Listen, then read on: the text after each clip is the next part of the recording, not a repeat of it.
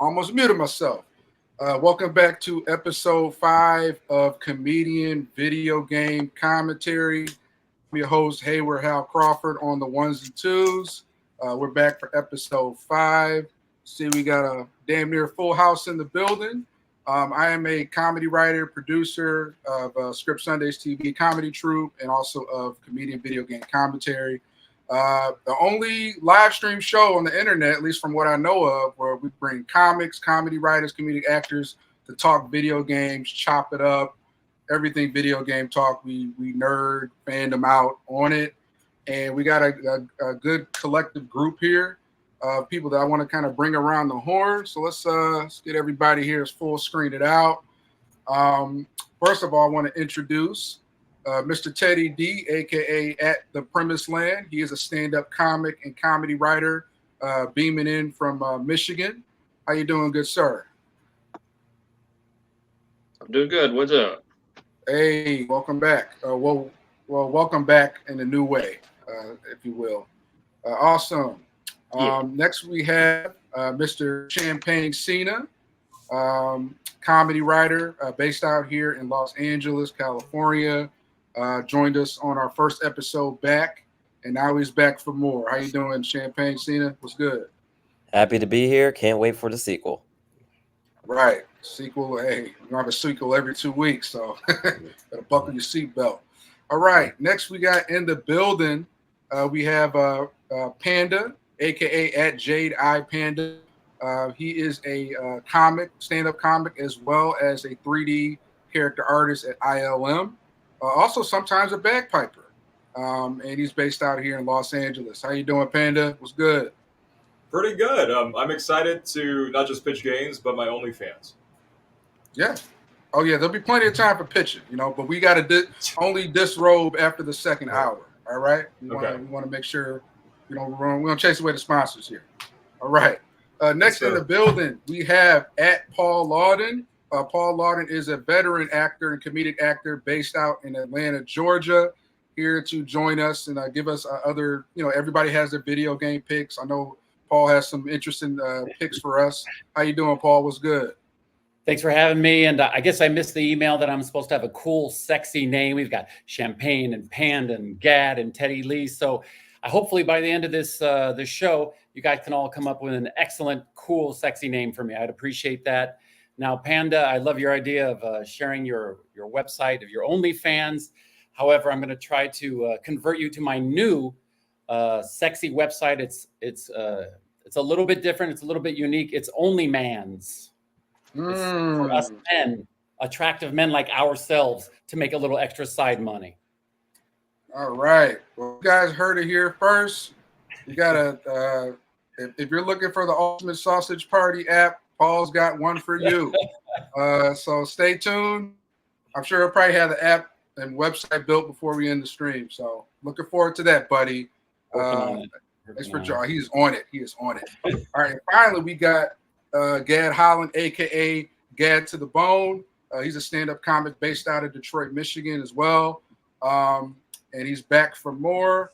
And he also said, he loves anything video games and anything involving French fries as well. So he is somebody that, basically, he's part of our crew. He was here at the very beginning, and someone that is continuing to hold the fort with his picks and his knowledge of everything video games. So Gad to the Bone, what's up, good sir? Hey man, I'm glad to be back. I'm glad to see some new faces in here. I'm ready to have a good time. I don't have a sexy name. That's just my regular first name. Just Gad. It's not sexy or nothing. There's no addition to it. It's not short for nothing. So trust me, you don't want this name when you're in Panera trying to get a sandwich and they're asking 30 questions about Gad. I lie all the time. So when someone just says, when I go to Starbucks, your order's ready. I'm like, that's me. I don't know, man. You got bone in that nickname, sir. Gad to the Bone. There's a little bit of sexiness in there. We got to bring out of you. We got to bring it out. Yeah, Gad rhymes with everything, so I can just throw it on any dumb phrase. But trust me, third grade wasn't fun when kids learn how to rhyme and write poems and shit. That wasn't a good time. Like kids write whole verses on me. That wasn't. Oh man. For me, it's the opposite. There's so many Pauls everywhere you go. When I go to Starbucks and they ask my name, I always tell them the same thing: Denzel Washington. It works. Just lie. Just lie. And Nobody can tell. this Nobody's the wiser, you know. But we'll ultimately see who's the prize of. We'll maybe have a prize at the end of the show. The ultimate bone killer, like bone killer of the year, bone killer of the stream. We'll figure it out. That sounds more like a wrestling name there. That's a good name. Bone Bone Killer. That's a The good one. Bone Killer. A bone Very killer. I can aggressive. see him walking out on the Saturday, WWE Saturday, stage Saturday. with a bone in his nose. The bone killer. Oh. You know, and I thought I was talking Didn't about different Bonesaw kill Spider-Man's uncle? Or no? he Bonesaw. followed Spider-Man. Well, he just wrestled Spider-Man. Oh, that's it. Yeah. Yeah. I love it. All right, guys, you guys Bone know the Zone, routine. Yeah, Bone Zone. That's a good one. Oh man!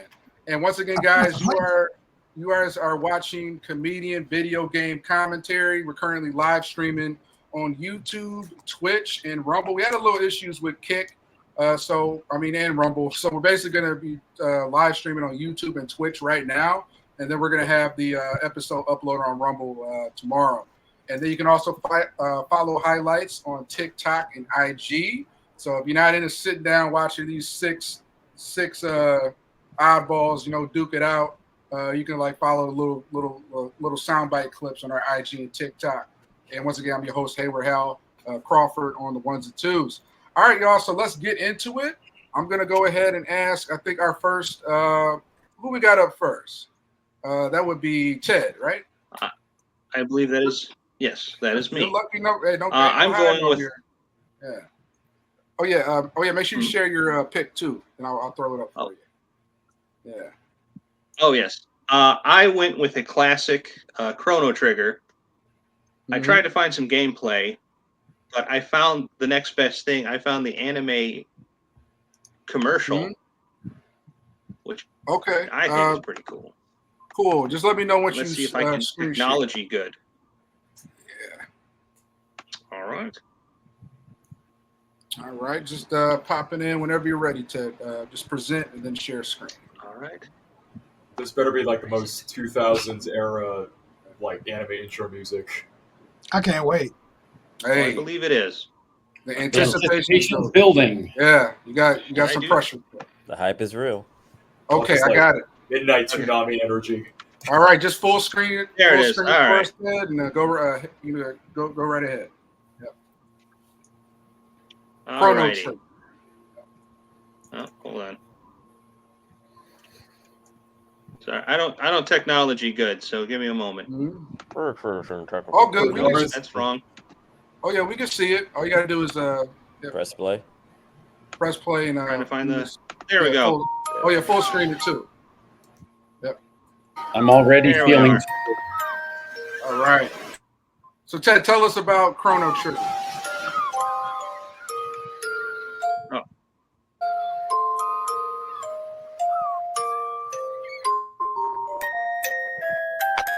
Well, I want to go to sleep. Singing a baby to sleep. Is this an action game?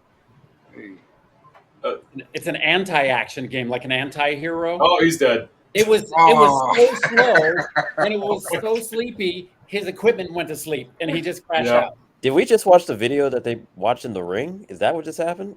I think so. We have what, Maybe. 24 hours? I thought somebody was about to put a baby to sleep, but Ted would be Look, back. if some white Apparently he girl got pops put up on my screen, I'm leaving. There's like 3 small Japanese women in that picture frame, so any one of them could be the. If she's soaking wet, I'm leaving, bro. I'm not attempting. Well, I don't depends. do for Depends well. how wet she is. If she's soaking wet, that might be a good thing. I'm out, bro. I'm out. It depends what the face looks like. Oh, If wow. it looks like she just climbed out of a swamp, I'm good. Oh, okay. Yeah, we got what does she look like? So, but it had like low key kind of baby lullaby vibes. Like, all right, what's going on? But Ted's who asked back. it was an action game? Oh, he's back. Yeah, Yeah, There we go. Yeah. Ted, we were just Wake from his nap. roasting your game. Oh, okay. No, we didn't. I heard none of it. My computer just went haywire, and it was just like, nope. Took a nap. Okay, well, I think we're if going you to learn want- today I know who what has a gaming happened. PC or doesn't in this room. Yeah. Oh, okay. Yeah, I do not have that. I ain't gonna lie. I got an apple that's barely hanging Sorry on. about that. I'm like, How are you people alive? I know. We can't build computers from scratch like you guys do. All you PC guys, you're going to like electronic fries or Micro Center. You guys buy these giant you build the shit up like it's the damn military. It's like It's not that hard. That shit. Oh, there's no way. You get like green light shining out of it, looking like a damn You're building an Iron Man suit in there. Actually, Panda is just sneaking stuff out of ILM in the middle of the night. So don't let him fool. Don't let the smooth face fool you. He's like, "Hi guys, have a great night." Yeah, you guys walking out his backpack. Clink, clink, clink. Wires, straight up. wires and parts. I sneak out the snacks. The snacks are actually like Trader Joe's level of delicious. Okay, Ted. All right, Ted is back up. Just make sure to screen share it, and you're back in the hot seat. All right, what we got here? And make sure you record yourself. iPhone record. Okay. All right. Oh, that's right. Sorry, my computer kind of crashed a little, so. All good, man. Just live. Don't worry. All right. People. There's no trolling yet. I will be. All right. This time we're gonna try this again this time with film in the camera. All right. It's showing. Yeah, it's showing. I see it. Yeah, I see it. Yep.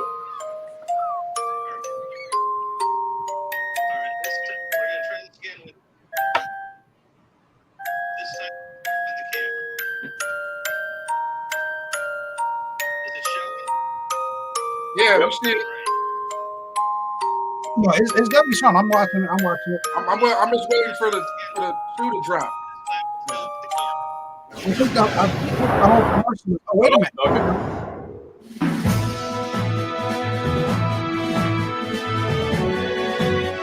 Oh, this is definitely. I just got out of school and I'm about to watch Toonami. Right. 100% Toonami. Yeah. Bro, that music. No. Wait, is this a game, Ted, or a cartoon? This is the cartoon for the game. It is. For the trailer. Oh. But if you notice, the art style is I very. think in the early 2000s. I'm getting like Super Mario vibes. This is a very familiar art style. When this commercial's over, that's the only thing I know about the game. Yeah. I got a little Yu-Gi-Oh, Pokemon Wait, they got an evil frog? Got something for the furries. My man's frog got a cape on. I was just sweating that It looks like Speed Racer. Yes. Want me just chilling in the background? But I think they did like a remaster in like the early 2000s Right. for PlayStation. And Ted, could you turn down the Where they audio? added these cutscenes. So. Sure.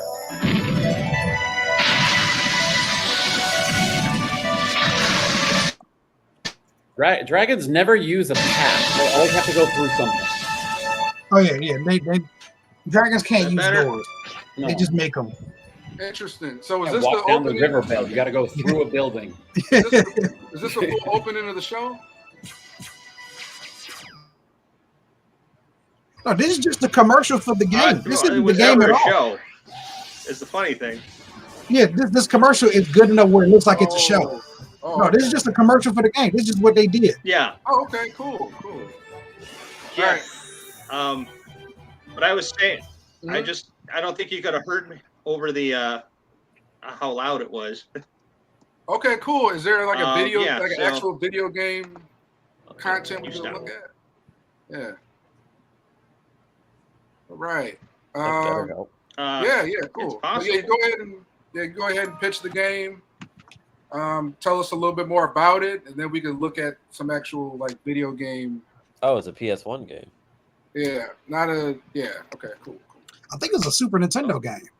Man, you guys are all over the place with this. This is gonna be interesting. Right, we're like speculating. Like, what is this? But who said the art style felt familiar? That was me. Okay, who do you think? Okay. Who do you think the artist? What anime do you think that artist worked on? Oh no, I don't think that's the only fact I know about the game. So Okay. if It's Dragon Ball. anyone's It's a the Dragon Final Ball anime. Fantasy Yeah, fan, yeah, the It's same. kind of Yeah, Toriyama designed this game. That's the only thing I know about Chrono Trigger. Like, if you ask my brother, this is one of his favorite games of all time, but I've trouble never hearing you played it. guys. So all I know is that Toriyama, this is his game. Mm. Is this the same artist that did the Speed Racer show? A little bit newer than that, but legit classic anime though. Yeah. A little bit after Speed Racer. Speed Racer, I think, was the Yes. early 80s. Yeah. You know, that month that all those celebrities died, I feel like Toriyama Yeah. was the only one that died with dignity. Mm. Nice. Yeah. Just quiet at home. Toriyama is the same thing as why can't I remember his name right now? Never mind. I forgot it in a minute. Just it's an artist that just like, I'm gonna go home. And Toriyama is that. I think that's like most Japanese manga artists. Bill Weathers. Bill Weathers is who I'm thinking about. Oh, like Not the singer. Not the no, singer. yes, Okay, that's what I was thinking. That's what I'm thinking of. Toriyama is the anime version of Bill Weathers. One of the greatest songwriters and singers of all time. He's like, I'm gonna go home and be with my family. And Toriyama is one of the greatest anime creators of all time. He's like, I'm going home. You can't even find a good picture of him. He just got the bag and dip. It's that one black and white picture of him sitting in the studio. That's the only photo I've ever seen of him. And he's way older than that. He's like, I'm going home. I'm just gonna. And then people kept messing up Dragon Balls. I guess I'll come out of retirement and help and then die. He's like, what is GT? You fucked up my greatest creation. Yeah, came back and fixed it and then went to bed forever.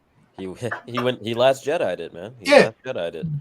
Bill Weathers went home with his family in the 80s and just never came back out the house. That's true. Yeah. Did he just drop the mic? He finished his last song and then dropped the mic and went straight home? He made Just the Two of Us, Lovely Day, Ain't No Sunshine. I was like, fuck y'all, I'm going home. I mean, those songs are almost every cookout. So I have 6 of the greatest songs of all time. I'm not leaving the house. No, you can't make me go on tour. No, I have kids. Just like all right. Did you have sorry, fellas. I was trying to find some. I was trying to find some video game playthrough, but my computer is just choking, so I had to stop. I can find it on your behalf, Ted, if you want. It's pulling up France. That'd be great if you can. Yeah, we just to do this. Okay, cool. All we need is B-Reel. Yeah, B-roll. Yeah, Okay. so you've been like the commercial you had pulled up, which was for the video game. All right, we'll have Panda pull that up real quick. I got to do a quick little plug. Yeah. Everybody, you guys are watching Comedian Video Game Commentary. For those joining us, we live stream on Fridays and Sundays. So while our main man, Panda, is pulling up, what's it called? The Chrono Trigger? Yep. Chrono Trigger. All right. So once again, Comedian Video Game Commentary, guys.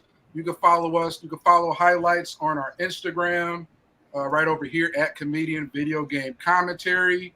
And then you can also follow us on Rumble, and then we're also on YouTube. Wait, hold on a second. My bad, guys.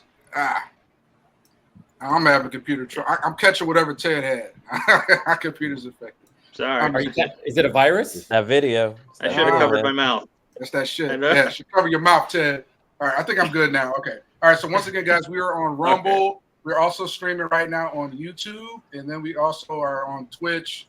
We're streaming on YouTube and Twitch right now. We can also be up on Rumble. You can also follow us at Comedian Video Game Commentary on our IG. Make sure you guys give us a follow. All right, so Panda has it pulled up. So go ahead, Ted. Once again, I know we kind of jumped. I know we kind of hopped on each other, but go ahead and give us. Let me pull it up, and go ahead and give us your pitch, your official pitch on Chrono Trigger. What we got going on? Break it down to us. Yeah. So break it down, Chrono brother. Trigger was it's a classic JRPG, I think is the term, about a boy named Chrono,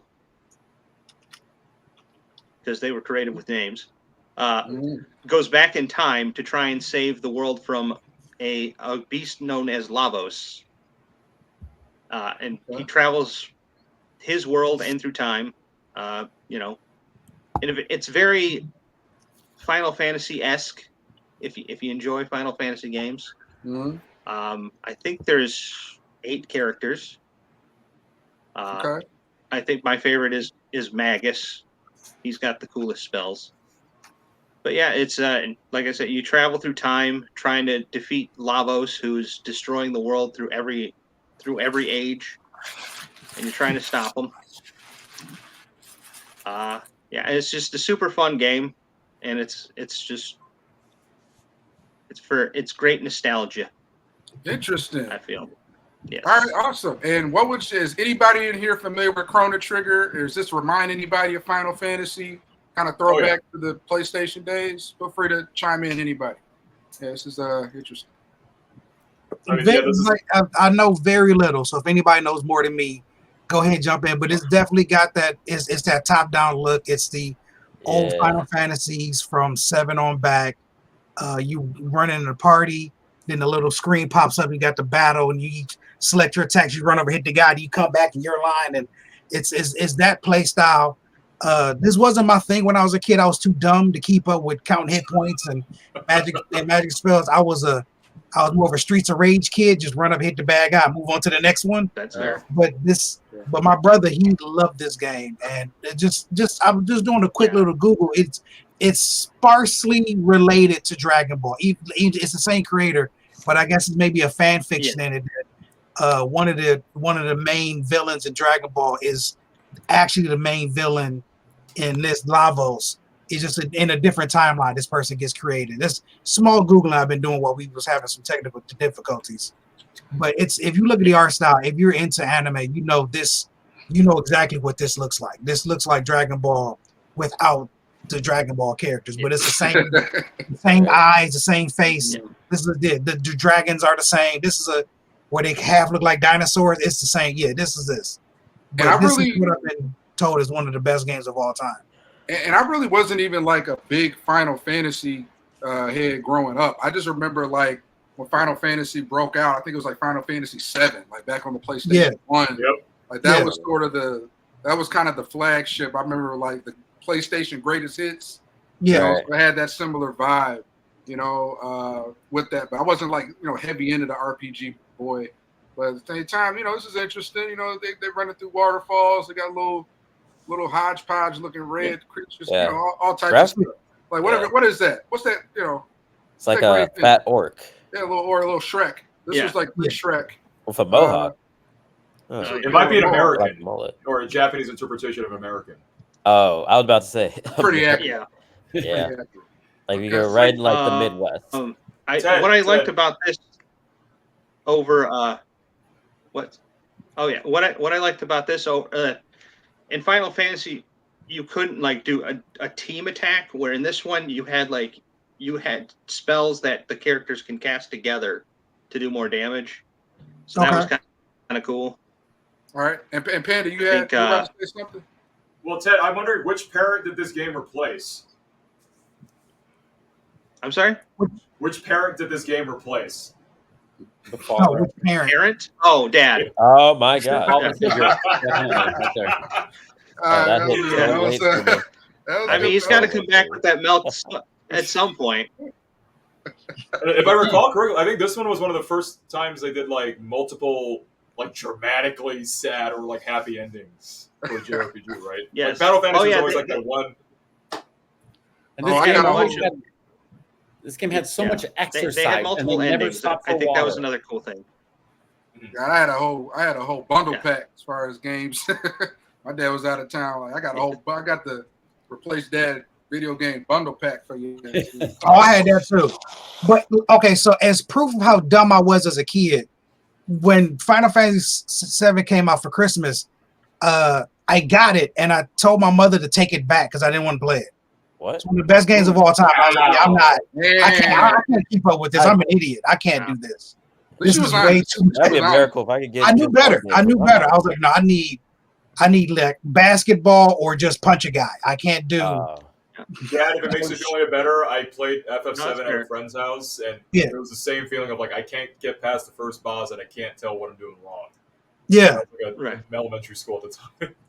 Yeah, that's the most frustrating part. Like when it's kind of like other people in the game are excelling or they're getting it, and it's like I can't get past this. My man's pop over the wall. I can't get past my man's. Everybody else just flying right past you. So That's why we get the game books.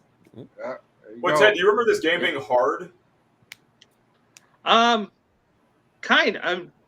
It's been a while since I played, but I don't think it was necessarily hard. I love the story.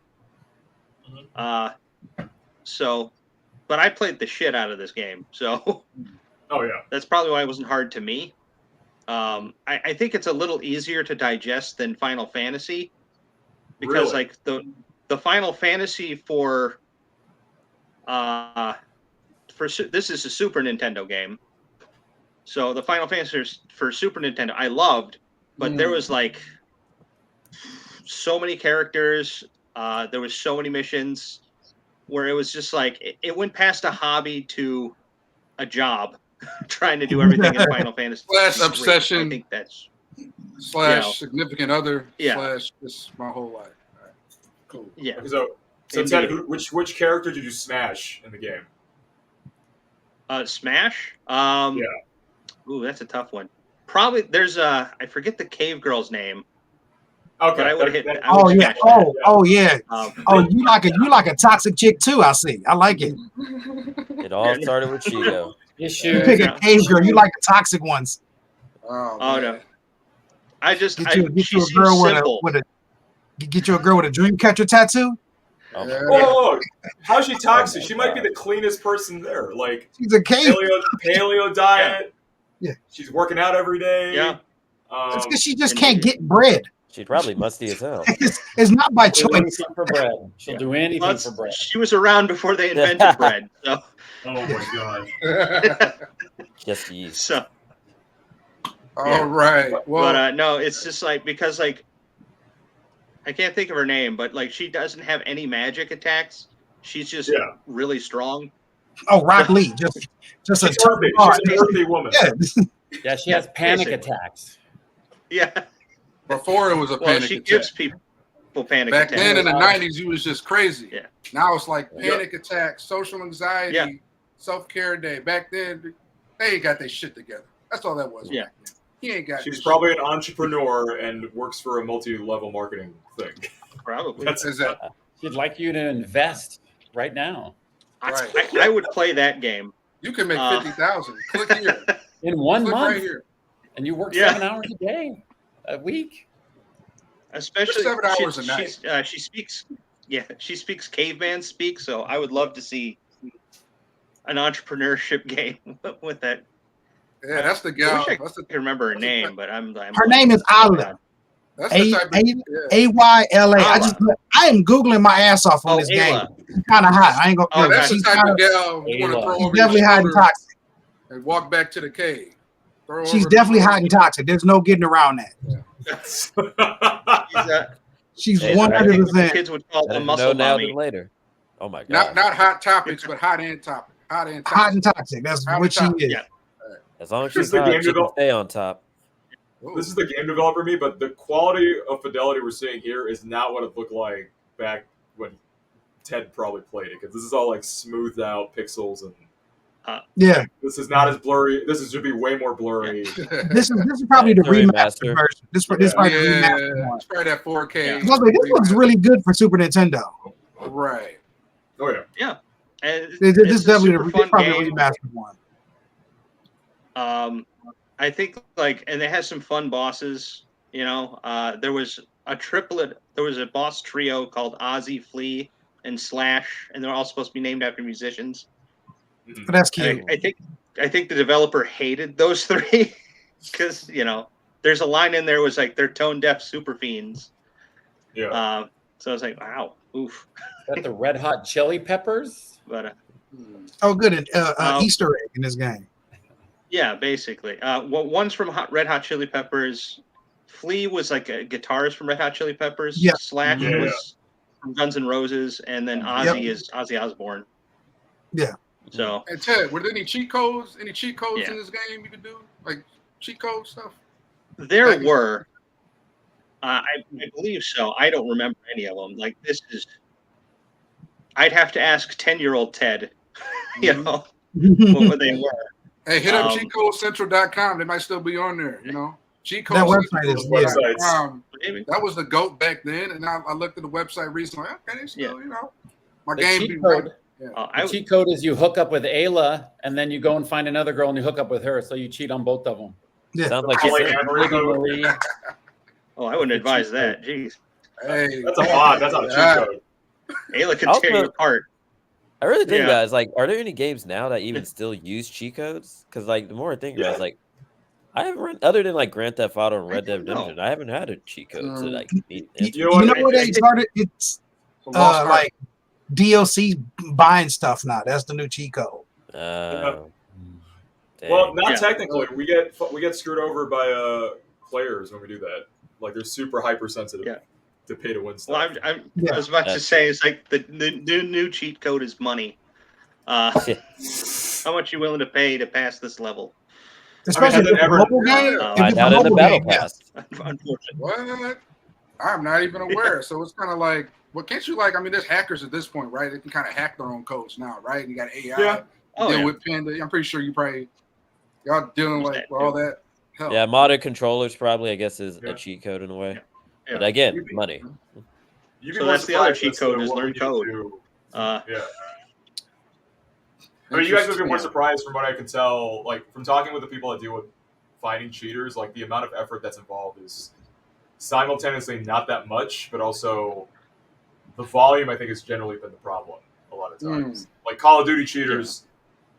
I'll put it this way: the last white paper I read was they don't need to see the whole screen to determine if they're cheating. Huh. They just kind of access a couple pixels in a certain area, and then they whatever changes happen during those pixels, they can ascertain if that person has like an aimbot going on or something to the effect. I feel like if you can do that, you can literally do anything else other than playing video games. Right, those people are getting paid to do that, but Yeah.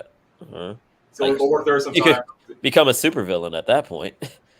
That's a whole new, Yeah. a whole new underworld, Yes. whole new marketplace they got going. But awesome, great pick, Ted. Appreciate it. A very fun commentary. Once again, guys, you guys are watching Comedian Video Game Commentary. We do live streams on Fridays and Sundays.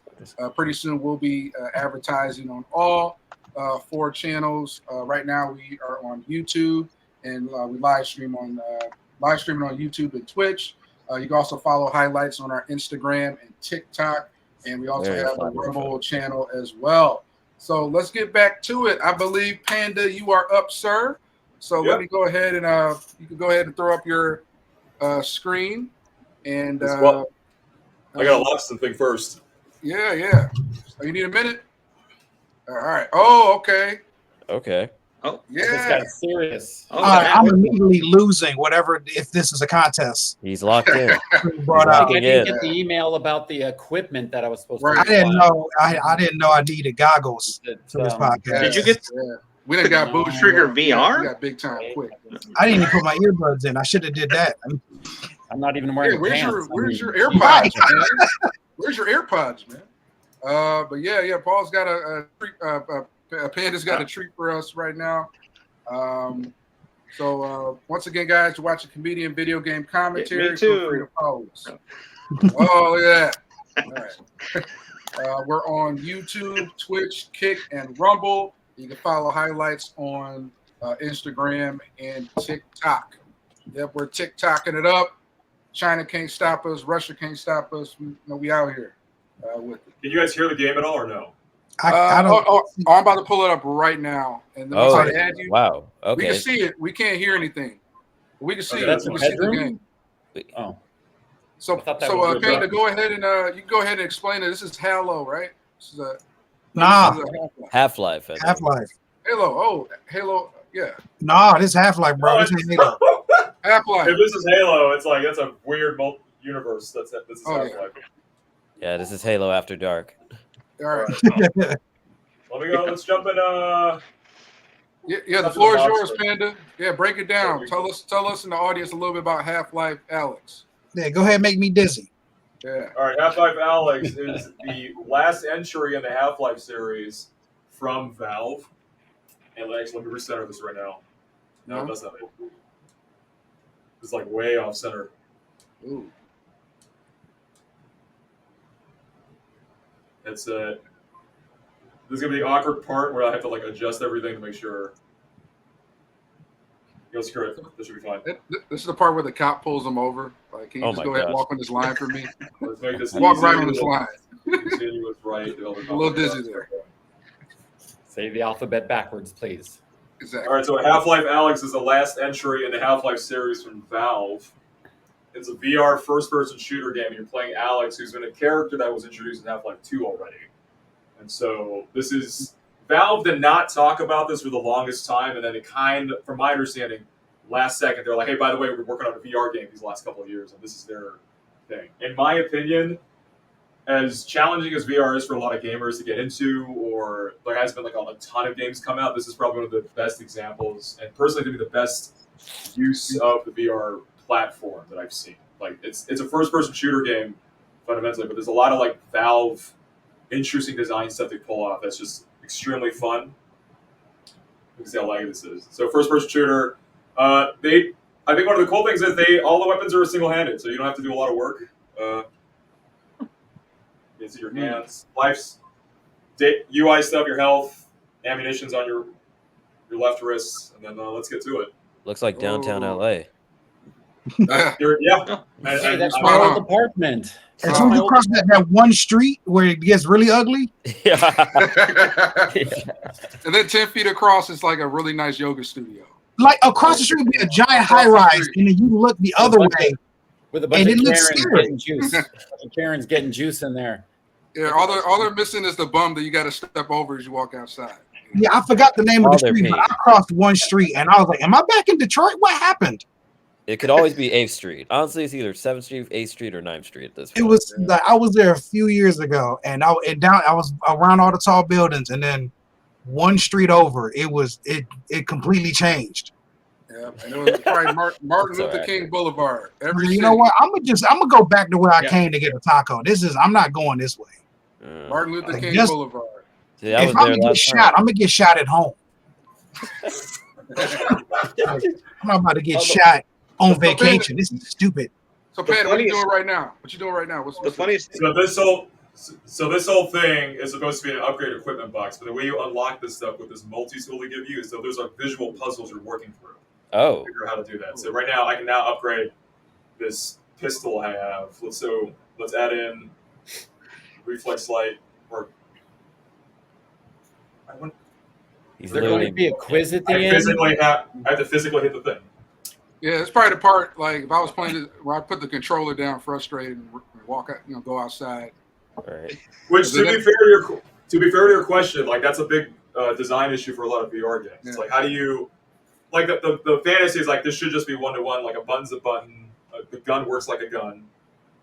But then there's also like there's game things that we learned over time as kids, right? It's like, hey, this is always going to be like, I don't know, I'm trying to think of a good one, like this thing.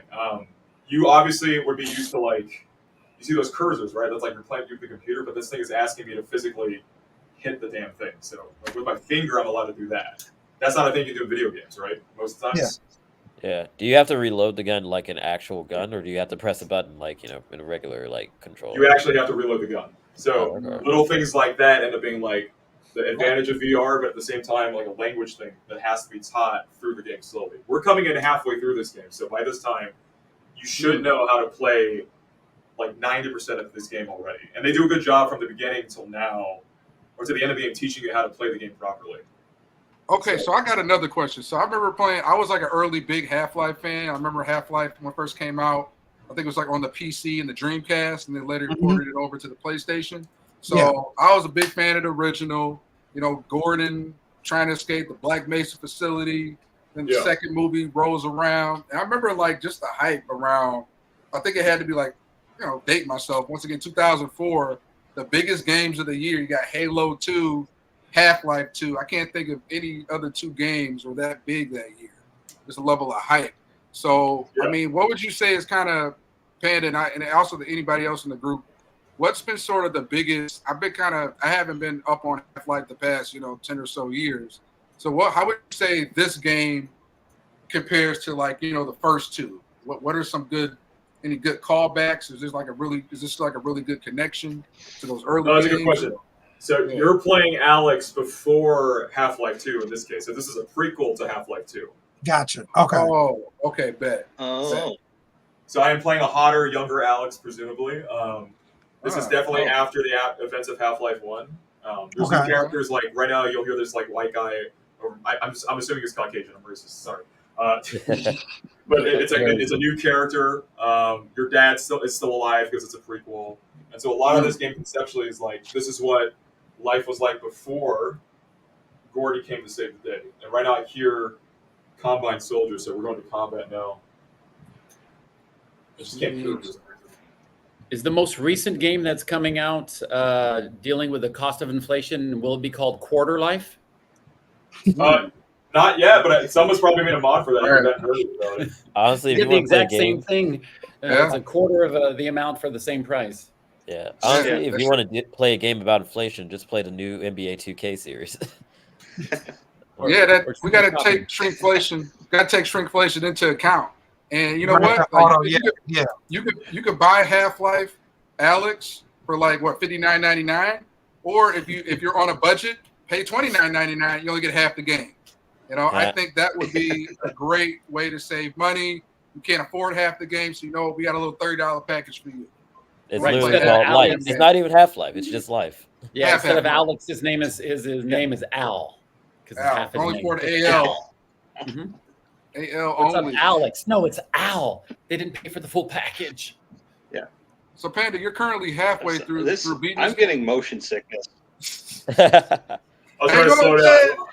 Ted, hang on. How excited is Panda to do this segment after Ted's entire internet and water got shut off when he tried to play a trailer? That's the way. And Panda knew this was next.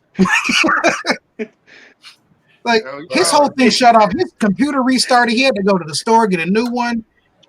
And then Panda's like, "Oh, I can't wait to put these goggles on and fuck up everything Ted thought he was doing. I can't wait." Well, Ted, you weren't following. I mean, whoever's following this, you know, good luck.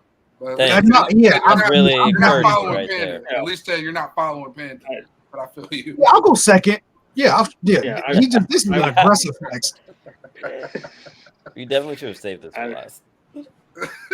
Oh, I wish I didn't eat a burrito before watching. I think my Panda got a couple mushrooms. fixed See, if left. I was Mushrooms started to claustrophobic, this kick would be in. so crazy.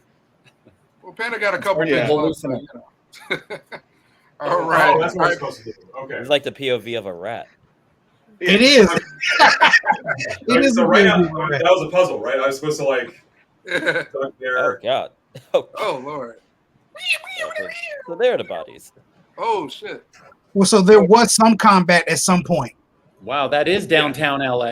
Yeah. Yeah, right. Yeah, we gonna shoot some. We gotta shoot something soon, man. We get restless. Gotta shoot something. Nope, we ain't shooting buckets. What are we doing? Trying to get some ammunition. Those cigarettes for cleaning me, I up. like cigarettes. Cleaning up the storage inventory. Oh my gosh. Oh, Lucky Strikes. Yeah. Thank you. Nice. Ooh, what does this button do? Ooh. Down. Down. Down. And up. Oh, that thing. Oh, I see. Oh. Oh, is that your there way Oh, out? shit is going to be very upset about finding out about this place. Hey, let's get out of here, y'all. Interesting. I Okay. love how those two guys' last thing was, "Hey, lock the door." Huh. See, video game logic 101 tells me if something's locked, there's a reason it's locked. True. And for some reason, It's dead either guys there's some always. secret Oh, there there we it go. is. Look Oh, at that. there you go. Classic. There we go. The crab, Oh. the crab head. Crab guy. head. Yeah, Classic. His name is Daryl. There. it was. His He has name the was name. Daryl. It was there. He's toast. He had a That's wife and two nice. kids. You know. A wife and two crabs. It looked Yeah. like Crabhead was Little crabs. Crabhead was just hoarding supplies. So shellfish.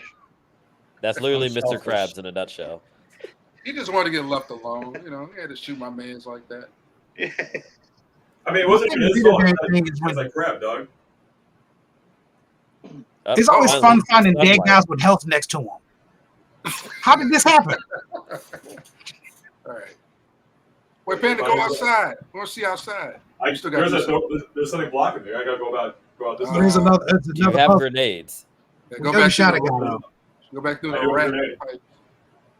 And what is it you're looking for exactly? So my understanding is I needed that platform to traverse across over there, maybe, but then right now, What the Oh, hell? yeah, I remember him. You shot a boss. Is that a ball sack? No, it's a ceiling thingamabobber that's trying to keep Teabag. me if I'm not careful. no, I remember that was the class. That was one of the other. Oh, like, the OG barnacle. Yeah, the Yeah, barnacle. OG barnacle where they would post up on the ceiling and they When would the screen gets red, that's not good. You okay? I died for some reason. Did you? No, Dang. but I gotta give it this game. Did the I ball remember- stack hit you? Yeah, the ball No. stack. I think it interpreted a teleportation location as me falling off. So like it instant killed me because it's like, oh, you're dropping from too high of a height, even though I was like, no, I was trying to get up on the ledge. So But the ball sack Wow. can't kill you. Oh. Not only can you run into it, basically the barnacle it posts on the ceiling and then it has like this long string yeah. like all the way down. So people run into it, then they get sucked up into it. But my Yeah. my little evil 11-year-old ass used to do is like when there was like on the first game where you run around saving scientists and survivors, sometimes I would run right past the barnacle, like just to the left, and I would like end up like leading that scientist I was trying to help. They'd run right next to me. They get grabbed by the barnacle and shot That's him in what's the up, head. bro. I was evil little, I was a little whippersnapper, just setting my You victims use them up. as bait. You use them as bait. I'm supposed to save them. Here I am. I'm just like, wouldn't it be cool if this happened? And I just set them up. You know, so that But just stuff like took that me is, I mean, stuff like that made the first Half-Life pretty memorable. If you back. do these kind of like small gameplay jokes that you wouldn't have expected in another video game at the time. And Oh yeah, just watching scientists die randomly was fun. Like you hit the button for an elevator, and then the elevator falls out of the shaft. There'd be three or more that's screaming. Yeah, Half-Life was a fun game. Yeah, Yeah. there was some shenanigans going on. This location needs some renovation. Yeah, it's a nice little touch of paint. Give A us like little, a nice just a bit little of paint, a little couple canary of yellow I know. paint. Or a bring nuclear out, bomb to flowers, just blow it all up. Break down this wall. Let's really bring out the sunlight. I would just say a ladder or two would really help. a Well, sunlight. that's the thing now. I think I've taken that platform up way too high because my suspicion that I'm supposed to jump from there to that platform went up way too high. So there's shooting obviously in this game, but they do a really good job of creating these puzzles, and then you're supposed to encourage you as a player to really physically get around. Like I'm crouching right now, like I can't get through this. Yeah. You know, I forgot to look Rat at cam. you, but yeah, Rat cam Oh, right yeah. here. Rat cam. you probably got some good quads. Mess around with these pipes. All right, let's see if we can jump this. Don't scratch Nope. yourself. Get some Oh shit! tetanus. This is a long jump, just in time for the Olympics. All right. This is definitely one of those games that has a warning at the beginning. Don't try. Maybe you could do the breakdancing in the Olympics. This is all preparation for it, like the girl from Australia. Yeah. Oh dear God, that was. You've Oh, I got was some watching moves. that. Mhm. I was watching that yesterday. We're not the Australian girl, but just watching that clip. The Hannah Gadsby of breakdancing. No, actually, I like Hannah Gadsby's special. You guys are mean. I watched it. I did not. Heard it That here, was- folks. Oh. That was a fantastic TED talk, but you're not going to look at me in the face and call that stand up. Damn. What's the deal with airplane food? Like I get it. Bad things happen to you, but look, you have to a crowd entertain. They bought tickets. You owe them that. They entertained though, right? They cried. No, they weren't. That was not entertaining. Oh my God. People Are you pass not out. entertained? If it was Are you good, not you entertained? guys wouldn't immediately know what I was talking about when I said that. Well, I get. But I still have I no think- idea what you guys are talking Yeah, it kind of about. went over my head, but I wanted to play it off like I knew what y'all was talking about. It's My it's understanding of her special was she was trying to basically say, hey, I think this format of comedy should have space for tears as well as laughter. Like, there's got to be a way to do both, right? Well, she only picked one. I mean, Deadpool did it. She only picked tears. I don't. Right, I get that. I'm kind of entertained by watching Panda's screen because it just looks like he's looking for his keys. Oh, I left Let's him go back somewhere. in this room. Oh, I thought This is the future of gaming right here, right before our as soon very as he eyes. finds his keys, he's gonna say, "Wait, have you seen my cell phone? Where's my cell phone?" Ah, Right. Yeah. Oh, it's right here in my hand. I had it the Oh, whole his time. glasses have been on his forehead the whole time. For the sake of action, Oh god, I pulled that one. Let's go skip to a place that actually has a lot more action going on. I don't want to bore you guys too long. Yeah. All right. So that's like. No, go ahead. Oh no, go ahead, Panda. I was just gonna do another plug, but go ahead. Okay. Let's just jump to like a more combat-intensive scenario. Yeah. All All right. Low GPU. can you blah, shoot blah. somebody I can't shoot somebody. I got to figure out where I can shoot them. Yeah, he shot the one crab in man. the head. Was like the biggest gun ever. Yeah. You know what? How about this? I'm gonna jump into What? a mod. Let's go drop into a mod. This is just straight up John A Wick shit. mod. Okay. Oh. So this game, the good thing about this Oh, one nice. is that Steam Workshop is available for Half-Life Alyx, and a good chunk of people have gone in to like replace the gun with a Beretta or like make full-on campaign maps. This one's very much like John Wick style as it crashes. Thing. after you kill some people, do you get extra points for making witty comedic remarks? Oh, so a Marvel unfortunately. movie. Good. Yeah, it depends who you're playing online. You know, they could just, everybody berates each other. Isn't That's that more the co- portal box? That looks like the portal box on the right. I mean, that was like the home lobby area that Steam VR is set up. I haven't seen it at all. I'll pay the question. Is this VR ready to where you can play other people online, like live gameplay, like play other people VR online? Like Yeah, Call so of there are Duty style? multiplayer. There are multiplayer VR games. This is unfortunately not that. Hmm. VR multiplayer, like the ones that come to mind, like Population One is basically Fortnite but in VR, and they do a really good job of translating those mechanics into VR stuff. Mhm. You have other stuff like Breachers, which is essentially Rainbow Six Siege but VR, and that one's pretty solid as well. If you want a more like action, like realistic action video game in that way. Okay. But let me see if I can get this to play nice with me. Let's do that autosave. Yeah. Pick John So, Wick. so this is basically a John Wick style mod. You're given one gun, and the whole thing is just to get through the whole environment, just taking down as many people as possible while you survive. I'm interested. I'm locked in. Yeah. Drum roll. Let's get some drum rolls going, y'all. All right. Cool. Oh, it's a John Wick pistol too. Some gloves. Right. All right. I'm liking the drip so far. It's like my cafeteria at work. Oh Blue my swagged God. out. Oh, is that a guy? Oh, I'd be dead. I can't even. Oh, there. Okay, yeah. I got I'm sure like depth perception. Bro, is that the lobby from the Matrix? It looks like it. That's It the looks metal like the detector lobby in from the the pillars. Matrix, bro. In the snap. That's definitely the lobby. They give you a Glock 19. Right. I have to say, like, if you get a chance, look up a short film called Dog Wick. It's amazing. Yeah. It sounds exactly like basi- it's titled. Tell me that don't look like the basically, lobby. A because calculator. it's kind of like, imagine Did you if stop to do John your Wick was taxes? killed. What? Why does it pick up a calculator? It's like, oh, I got to figure out my Oh, grocery got some bills? perks. What? Some Oh, I perks. spent way too much at Perks Trader power you Joe's. I up. shouldn't have got those chocolate-covered almonds. Panda, you didn't sign in. Go back. You Yeah, didn't sign in. Oh. You shot everybody in line and stole some Percocets and left. What are those, aliens? So you have to like duck and cover for like this too? You can if you want. I mean, that's Oh, drink a beer while you're there. There you go. You really did. He Oh my really did. goodness, I was smashed it joking, all. but he Yeah. did it. Ah, there you go. Oh, you could throw that at somebody too, probably. I don't know if it's gonna do anything. Is the thing. After you kill him, you can make like a beer joke. Crack a bottle. Yuck, yuck. Like that. Oh, Oh, Oh, look at that. Ah, he killed my Michael B. Jordan. Just shot him in the head. I did look like him. Where'd he come from? oh, dang. Oof. I Now, love. that's what I call modern art. Yeah, exactly. I love what you just did with that Oh, expression. nice. The bad guys look like the black people that they put in Monster.com commercials. They all look Indeed, it's just like clean cut. yeah, just And they're just you want a job, be non-threatening.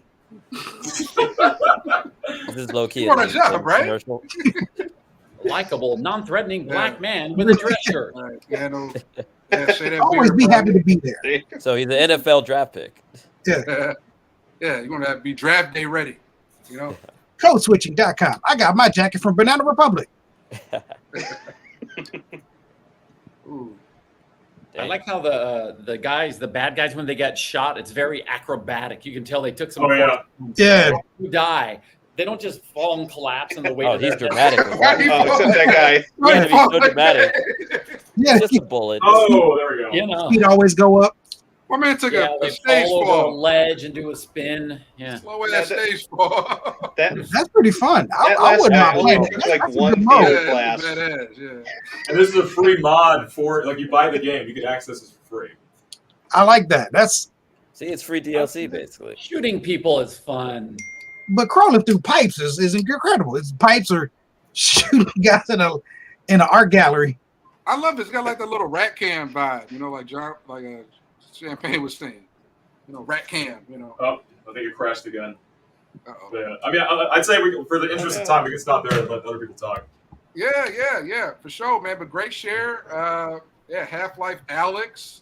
You know, we're big on like giving all these games free press, you know, and then one day we'll hopefully get the sponsors behind it. But good stuff, Panda.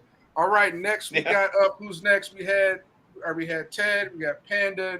Who's next? I think it's Champagne me. Cena. All right, you Yeah. up, sir? Which one do you want me to share? I have two here in the queue. One that looks a little bluish, another one's like brown green. The one that has the fight selection, that's bluish green. The bluish one or the green one? Yeah. Oh, it's it. All right. Hold on. Let me just introduce this game. Let me real see. quick. Let me show Yep, you what that's I got. it right there. Yep, that's the game I wanted to introduce. Okay, just What is this one? turn it down a little bit. Yeah, let me mute that. Yeah. Okay, so What you got for us? Break it down. all right, the game that I want to introduce, honestly, it is a hidden gem and is literally one of my favorite fighting games of all time, top 5 without question, is a little game called Marvel Rise of the Imperfects. Now, a lot of people may not have heard about this game, but it was basically Mortal Kombat meets Marvel. So, Okay. yeah, it was a PS2 game, and you had characters like Daredevil, as you see there, Spider-Man, Venom, Wolverine, The Thing, and they would be fighting like an alien invasion of like characters who are like the evil version of themselves. These are the Imperfects, right? So you have like characters like Johnny Orm and stuff. And as you can see here through the gameplay, it was like open area combat. You had camera cuts, and it was just so incredibly like brutal, but for a T for teen, which was crazy because it was like they would have some killer combos and killer finishers. Like there was even like a finish him type of deal that you're gonna see soon. But that was like during the age of like like Sam Raimi Spider-Man films were like running theaters along with like back when Hugh Jackman was actually like young for Wolverine. Okay. Like that was like this game came out Oh. in 2003. So, Oh, yeah. So for them it's like Vanquished. And man, I am you so didn't see mad. that coming. Yeah. I think it was into that. That was I shocking. was into that. Sorry, I'm into that. No, that's hot. But my thing is that my biggest regret in life will always be that I sold my only copy of this game on PS2 to GameStop, mind you. So you know that only cost like 2 cents. Pennies on the dollar. Yeah, basically. We'll give you a firm handshake for this game. Exactly. And you will like it. And we'll also spit in your face just for interest. But I literally sold this game just to make enough money to buy like an Xbox 360 copy of like NBA 2K. And it's like one of those things, like the trade-off is just not worth it when you look at this game. Because to this day, I'm still waiting for a Mortal Kombat-esque Marvel fighting game. And every time I hear Marvel fighting games announced, it goes straight to mobile app. That's not what I want. I want it right there on the hard drive. I want it there for the PS5. Show me the blood and guts, man. So none of the injustices were even like remotely interesting. Well, for me, I'm sure they are. I'm just a hardcore Marvel fan. Oh That's my thing. gosh. Look, I'm sure they're great. But hey, I want to see Spider-Man go off against Iron Man. Sue me. Yeah. Yeah. I've never seen this game before. I never knew this existed. This is new to me. Brand new to me. Yeah, it was so iconic. And I've rarely I seen a remember this 3D fighting game like this. This is completely new for me. Like, I think like Power Stone and Thrill Kill are the only like 3D area fighting games I can think of. This is a brand new experience for me. I'm enjoying myself today. This is stuff I have never. Everything I've seen today is stuff I've never like seen. Right. And this Comedian is video game commentary. You never know what you're gonna get. Never know. This is all surprises. Yeah. This is Frank Miller looking ass art though. It's so one of my favorite things. Yeah, it's definitely Frank Miller. Yeah. Yeah, one of my This is favorite things to definitely- do during like summer break was like take my PS2 to school and just my second controller, and us and the guys would just go at it with each other with these characters, just Nice. one-on-one versus. Yeah. It was like a King of a Hill type of deal too. So you always got to beat the winner. Yeah. I really So like this- I really like the realism aspect of it, where the woman crushes the sorry, man you and said- ends his life. True. See, these are lessons you got to learn as a kid for real life. You heard it here, folks. Games teach us lessons. So obviously this isn't a 3D. It's not a single plane fighting game, so that's got that going for it. Was it like combo heavy? Was it more about like specific meter systems that they were using? Like, what do you remember, Jonathan, that made this a little more special? Well, from what I remember is that this was my first 3D fighting game, because of course it had like Mortal Kombat and Game Boy Advance, but like Right. this game was more like it was meter based, and you could hit combos like that too. But it was also a matter of like the environments were also interactive as well, Mhm.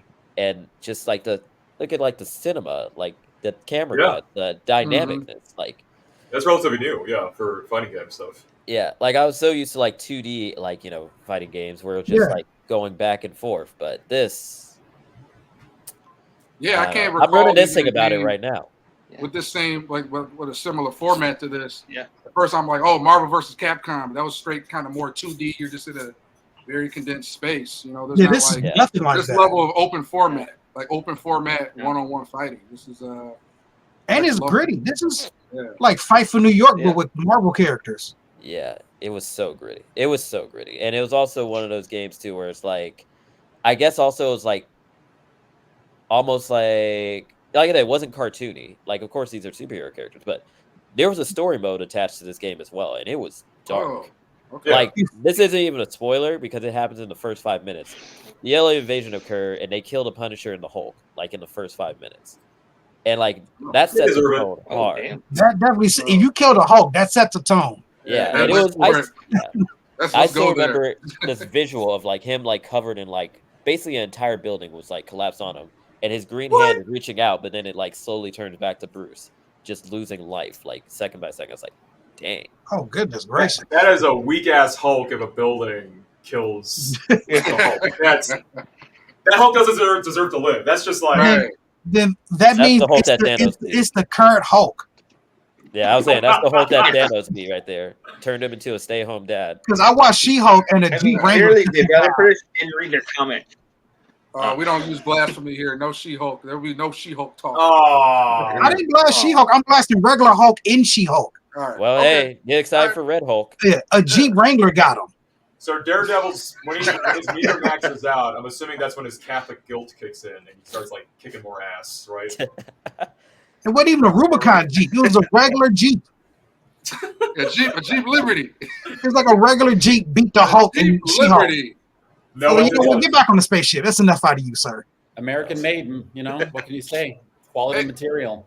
Hey, and Champagne Cino, did you mention that either you're waiting for this game to have like a new version, or are you saying like is this game rare where you can't even find it a copy to play on the PS2, or what? I'm sure you can find it somewhere, but the issue is this, is that if you have your PS2, then sure you can play it.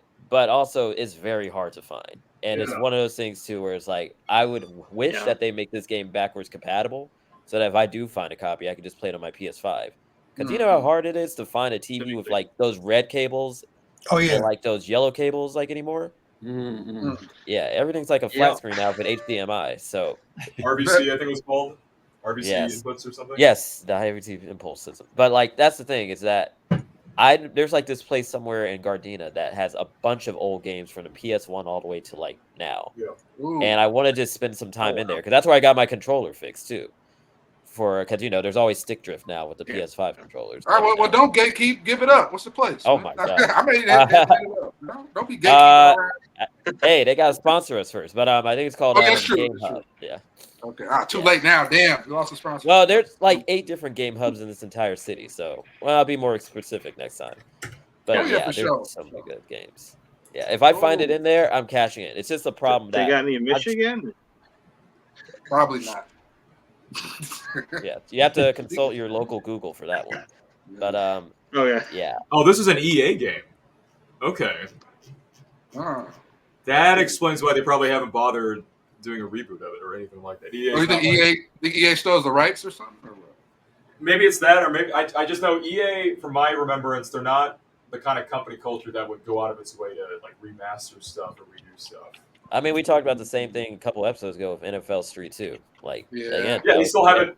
Yeah, and that thing they can either just make a new one and that'll sell an ass ton of money, or they can remaster the last one. And to this day, Ted is still waiting on PGA Street. To this day, no PGA Street. With Tiger Woods as the cover athlete. Still got hope. Ted's still putting in hope for PGA Street. It just sounds like an adult mini golf. I don't understand. What the heck would PGA Street even be? Like, you could throw your golf club, at people's heads. I think that's definitely motherfuckers. They might introduce defense. Yeah. What? Do you hit him with your I own? feel like it would just be running over caddies, tackling people on the green. That's like I think Simpsons. really just like GTA on a golf course. Essentially. Tiger Woods on South Park. I cannot wait. Walking around a country club, just living his best life. That's PGA Street. Yeah. That just reminded me of the classic. You guys remember the classic, the Red Hot Chili Peppers music video, Californication? Mm-hmm. Yeah. Top comment, Top yeah. comment, like to this day, Yeah. I'm waiting on this video game that never showed up. So, the video game, just keep holding on hope. You might just start kickstarting yourself. Half that game is going to be a weed smoking mini game and just trying not to cough and maximize the toke. That's what it feels like it's going to be. That's funny. That's a very specific fighting game too. Wait, so Marvel vs. Capcom didn't itch it for you? Like, it was just too cartoony for me, honestly. It was just like also. Well, for me also is that I didn't know any of the Capcom characters like that. So I was just I'll just be playing with the Marvel characters, and you have maybe 8 of them, especially with the new one. Because once I heard Marvel vs. Capcom Infinite was going to drop, I played the demo, and it did not hit once for me. I was just like, this feels vaguely racist. I don't know why. I can't put my finger on it. Yeah, it wasn't street enough. But basically, like I said, I do like Marvel vs. Capcom 2. I will go to an arcade, and if that's up, I'll put some tokens in there. It's got the classic arcade type vibe. That reminded me, though, what was that? This may have been around between the PS1, PS2 era. There was a Dragon Ball Z one-on-one game that was not released in the US, but people were able to get copies of it. It was it was like Dragon Ball Z something. And it wasn't like a US. They got a lot of games out. And then there were a couple people, if you knew the right people, they would get a copy. It was like a Dragon Ball Z one-on-one fighting game, just PS2 fighting game. Dragon Ball Z Budokai? Budokai. Yeah, who remembers that? Was that? It sounded like Rey Mysterio's theme song. Did you say my Booty cousin Call? had that one. Yeah, Booty Call. That was it. Almost. Dragon Ball Z Booty Call. It might also be called Dragon Ball Bukaki, but that's a very different thing. But wasn't You might be thinking of Final Bout. It came out in '97. But no, I think it was later than that. This may have been early, mid 2000s. Because I just remember in middle school or whatever, we were just like, oh my God, this new Dragon Ball Z. But you can't just buy it at GameStop. So I don't know. Was Budokai? That's why I think it's Final Bout, because I remember. I think it was Budokai. I had Budokai. I had that. Yeah. It was the one. It's the one game my cousin couldn't beat me in. If I had Vegeta, it's the Booty Call. Yeah. Booty Call. That's it. My cousin hates me to this day because he couldn't beat me if I had Vegeta. I knew one. I knew one combo, and if I got your help to a certain point, I would hit the combo and it would take out the rest of the bar And every they- time. yeah. There's always That's that like- fight game. There's always that one spam move that you can't do Yeah. anything against. I had That's a like- Final Flash combo was unstoppable with. It didn't matter who he picked. Here's a How much quick you nerd practiced. thing. Mhm. Yeah. Here's But a quick Final nerd Bout, thing. I think, is the one that we didn't have in America. Goku ever act. Buko? What are you saying, Chad? I was saying, like in Dragon Ball Z, I don't think Vegeta. I don't think Goku ever actually beat Vegeta. No, he hasn't. Like ever No, technically. he's never actually beat. Yeah. No, They fight every other No. episode, and then it's draw. always argued that Goku's See what better happens than next Vegeta week. because he can beat who beats Vegeta, but Goku has never beaten Vegeta Yeah, in a he's never fight. actually beaten him. Right. No, Is it Marriage friendship? life. Crazy Marriage stuff. life. I'm an absolute Vegeta Fine. fanboy. He's my favorite character on the Right, show. right, Paul. Mhm. Every other week they just fight. It's Sorry, marriage. Paul. you know? They really did. They've Just made like a marriage. commitment, and they Yeah, keep they moving fight forward. makeup all the time, but he's my favorite character on the show, and Yeah. it's one of those things. It's like if he was stronger, he would kill Goku, and that'd be the end of the show. So they can't make him better. Exactly. Right. Tune in But it's next better- week. Yeah, Right. But like a marriage is better if they end in friendship, right? Like that's the whole point of their Oh my relationship is to gosh. teach kids Yeah. Yeah, let's just be to friends. compromise and yeah. And that's like almost every episode is almost like a domestic house fight. It's like Goku and Vegeta, the parents, and every other character's on the sidelines talking about the fight like they're their kids. Like, oh, Goku might do this and do that. Well, Vegeta might do. That's like the whole damn episode. Just everybody Yeah. on the side commentating like they're like broadcasters. But I love it. We all tune in next week. What's gonna happen? The exact same thing. So But, Yeah. all right, good. Goku will stop screaming, Yeah. and then yeah, basically. And one more It's a thing, long Gad. name I for just, Marvel I game, just by the thought way. that was fun. Again, just how you mentioned yeah. about like if you pick Vegeta, your cousin would never beat you. I kind of felt the same way. Not to get too off topic, like if I pick Luigi for Mario Kart or Kirby Yeah. for Super Smash Brothers, I'm slaying everybody. Yeah, I mastered Yeah. Kirby with Super Smash, and I somehow mastered Luigi on Mario Kart. So I just had to mention that you pick a certain Oh, no. character, you get in that was and you slay it. in Mario Kart. That's Toad. For me, that's Toad. I don't think I've ever won a Mario Kart Toad, game. Toad is my guy in Mario Kart. Yeah, Luigi for me. That was the one. Jonathan, Oh, Yeah. if you ever felt this like hole in your life that you I- never felt like got filled, it's because you haven't managed to win a Mario Kart race. I'm sorry, it's not a puberty thing. It's just like an Oh. existential. I've given it up. I've given up the chase. Yeah. I've given up the Wow. race, actually. Mhm. Oh, That's exactly why you'll never win a champ like 150cc or 50cc. Hey, man, all right. at least I'm close to the natty in college football. That'll fill that hole just right. Pause. you Great lose words, great 100% of the Mario Karts you don't play. Oh, my God. It's crazy, though. Even on the DS, even on, like, the GameCube, no matter what system it was, I never won. man, DS was Yeah, after you my wonder- time. No. You got to learn how to drift. I think that's because I remember your version of like bringing the Marvel Nemesis game to school. Like the kids at my high school would bring their DSs together to play Mario Kart, but then you had to master drift boosting.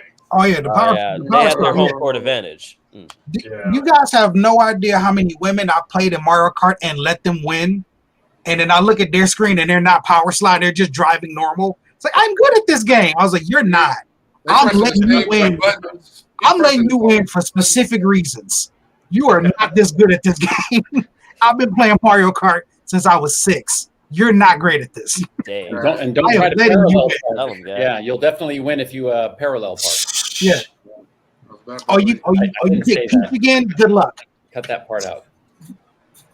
Champagne Well, I'm Cedar. honestly, Oh, I'm sorry, Panda. You go. I was about to wrap things no, up.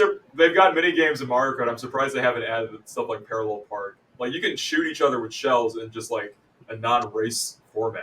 Just have, like, a DMV mode where you actually have to learn how to drive. using Just Mario add Kart. those Yeah. hard Gran Turismo tests. Yeah. You know, Angry you Latina wanna lady play- at the DMV is There looking at you was disappointed. nothing. Dude, those Gran Turismo tests were harder than the races. Oh. Yeah, they were. They Have the made it wrong like form, sir. You I don't don't have the wanna right race anymore. form. Yeah. Form Yeah, 7B, yeah. sir. now you go back to that line and wait for that, get that form again. And You're in the wrong line, and we close in 10 minutes. That really sounds like Yeah. Papers, Please. Huh. I Gran don't Turismo DMV. think Mario Kart DMV would do it too well. Oh, I don't know, man. If Farm Simulator exists and it's selling buku, like there's a way. There's got to be a way. Like games. Yeah. We have like a Untitled Goose I would Game. love to see a game where Donkey Kong loses his mind in line. That just sounds like King Kong. But, No, that's a WarioWare minigame. That probably exists already. Yeah, that's facts. also, with all these mods like out on the internet, I'm sure there's probably like someone that's like, Yeah. let me just spend a couple of codecs on this, or however computer people do things. All right. Segue. Now, Champagne Cena. All right, great pick. So, what was the name of the game again? Marvel Nemesis: Rise of the Imperfects. Marvel It's too Nemesis. long. I will see it in my dreams later. Yeah, that's what killed it. You know, and it's selling up. All right. Yeah. But all right, guys, you guys are watching Comedian Video Game Commentary. I'm here with Teddy D, Champagne Cena, at Jade I Panda, Gad to the Bone, and Paul Lawden. Just chopping it up on everything video games. Next pick we got. I think Paul, you're up next. So all right. I have all you got to do is before I share, just make sure you click over to the first YouTube tab. Then I'll see it preloaded, and then we'll just go from there. And all right. Well, first of all, I want to start by congratulating Comedian Video Game Commentary on their recent success and their sponsors of Pfizer, Disney, Marvel, and Preparation H. Although I don't have a current sponsor, I am looking for one, including Stone Brewery out of my hometown of San Diego, and their beer, Arrogant Bastard. Arrogant Bastard Ale. I don't always drink beer, but when I do, Arrogant Bastard Ale. Game on, biatch. Yeah. Hey. Now that's what I call product placement. Yeah, I'm still waiting. And I only have to do that 7 more times during my section. So, yes, what I like to do is, I know everyone has brought some fairly intricate and involved and intelligent games where we have to use not only our sense, our intelligence, and our experience and bring it all together. And I hope this isn't too much, but I'm going to take it to yet another advanced level. And if you guys need to take notes or, send me an email or follow up with me regarding some of the intricacies and the details of the game that I'm about to share, feel free. I know this is something that the general public may not know about because it is so challenging to follow, and the competition of it is so intense that it's legendary. So I will go to my first. Here we go. Do I have to click share screen? There we go. And Here we go. I was off by like 10 years. I was in the range. I knew some fuckery was afoot. I knew it. So you were right. If you notice on the left-hand side, the person has 2 points. They're winning. Yeah. And that's bad. He's blocking it with something called a paddle. I can't keep up. What's going on here? This game's a little too fast for me. It's very fast and very intense. A lot of people believe, this game was invented by Atari in 1972. No, it's not true. It was actually created by 2 Siamese Chinese twins, Ping and Pong, and they just shortened. Oh my god! They wanted to be able to play a game with each other. The dad joke of the year goes to quite successful, and it sold 8 million copies and kind of started the whole craze of video games. Oh, the twins. There we go. The Chinese twins. Now, was that Ping and Pong? They're here. Thank you so much. Oh my god. The timing. The timing is actually so insane. Now, if you notice, the guy on the right is much better because his point total is higher than the person on the left. Thank you for watching my presentation. This has been Pong. Thank you. Questions, there's a lot of sexual tension in this game. If you guys haven't noticed, if challengers is Tommy anything. Right? Was there a sequel? The gameplay was okay to me. It was. I mostly played for the storyline. So I think this game helped keep families together. They would argue and bicker, but when the family just came together and played a little Pong, they forgot all their worries and fears and cares. Unless you're the middle child, from the looks of it. Yeah, and they probably didn't pull out that Atari with the wood panel on the side. Classic. Well, when you're Siamese twins, there is no middle child. But that's a good guess. Wait, So, no, Paul, no, did you ever play the arcade version of this? Because I get like, damn, Yeah, like the whole big. Is it blue? What's the difference? It could be. It's almost What did they identical. add? It's almost Isn't that identical. In fact, here I'm in Isn't that Atlanta, just air Georgia now. hockey? There's a place, there's an 80s video arcade and pretty much games from late 70s, early 80s. And this is one of them. And it's so funny because there are kids. If you want to go ahead and shut it off, and I'll go back to StreamYard since I already done with the video. Yeah, okay. And it's so funny because there are a bunch of kids there. They're like, hey, check out this game. It's like ping pong. And they're just there. And they're so focused. They don't have a universe or a world, or they don't need 74,000 hours to slowly bankrupt a corrupted universe. They just go beep, beep. And they're like, hey, check You're this out. telling me these are Gen Z kids playing Pong?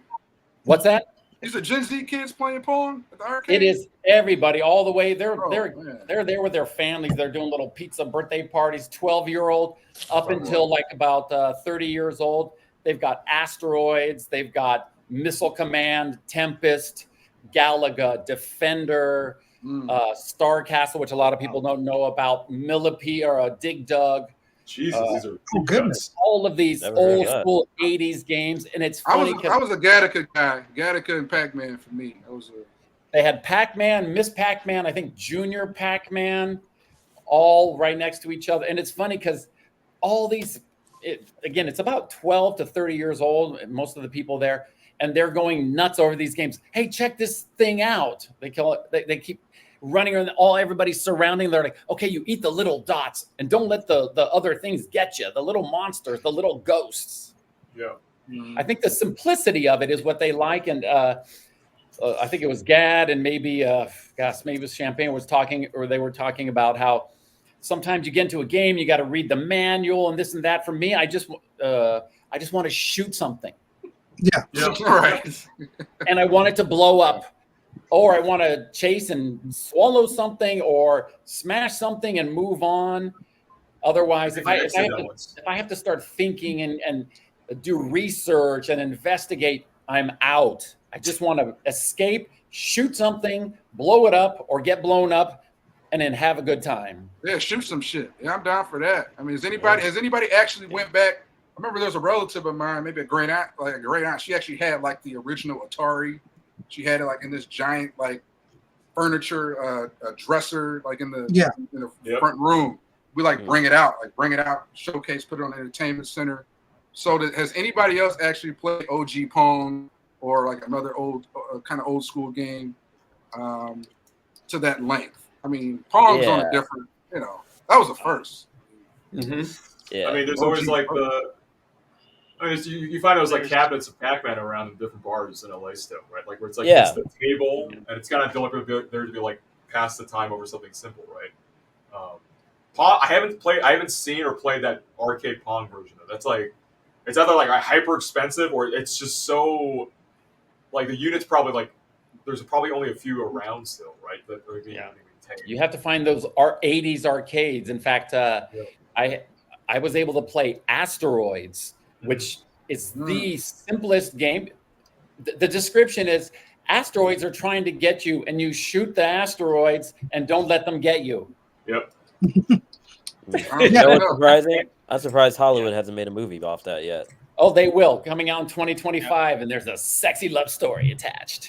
Oh, I'm waiting for the Pong movie. he falls in love with the woman that's actually throwing the asteroids at them. Well, there's always that little ship that goes dee, dee, dee, dee, dee, dee. There's a woman in there, and she's, that's going to be his love interest. Yeah. Ooh. Wait, Armageddon was Asteroid.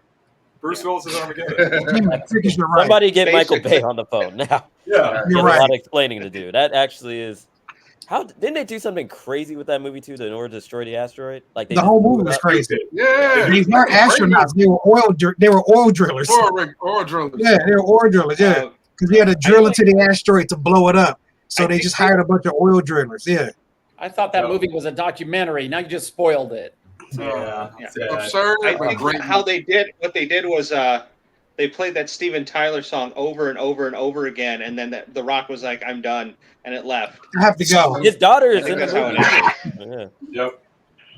That's Guys, arcade stuff. I feel the more stories I hear about it, the more I'm like, I feel like I grew up at not the wrong time, but it's such a specific relationship with games I barely had access to. Like Nickel Nickel, I don't know if you guys grew up with that. It was the first time I got to experience like arcade gaming. I've never heard of that.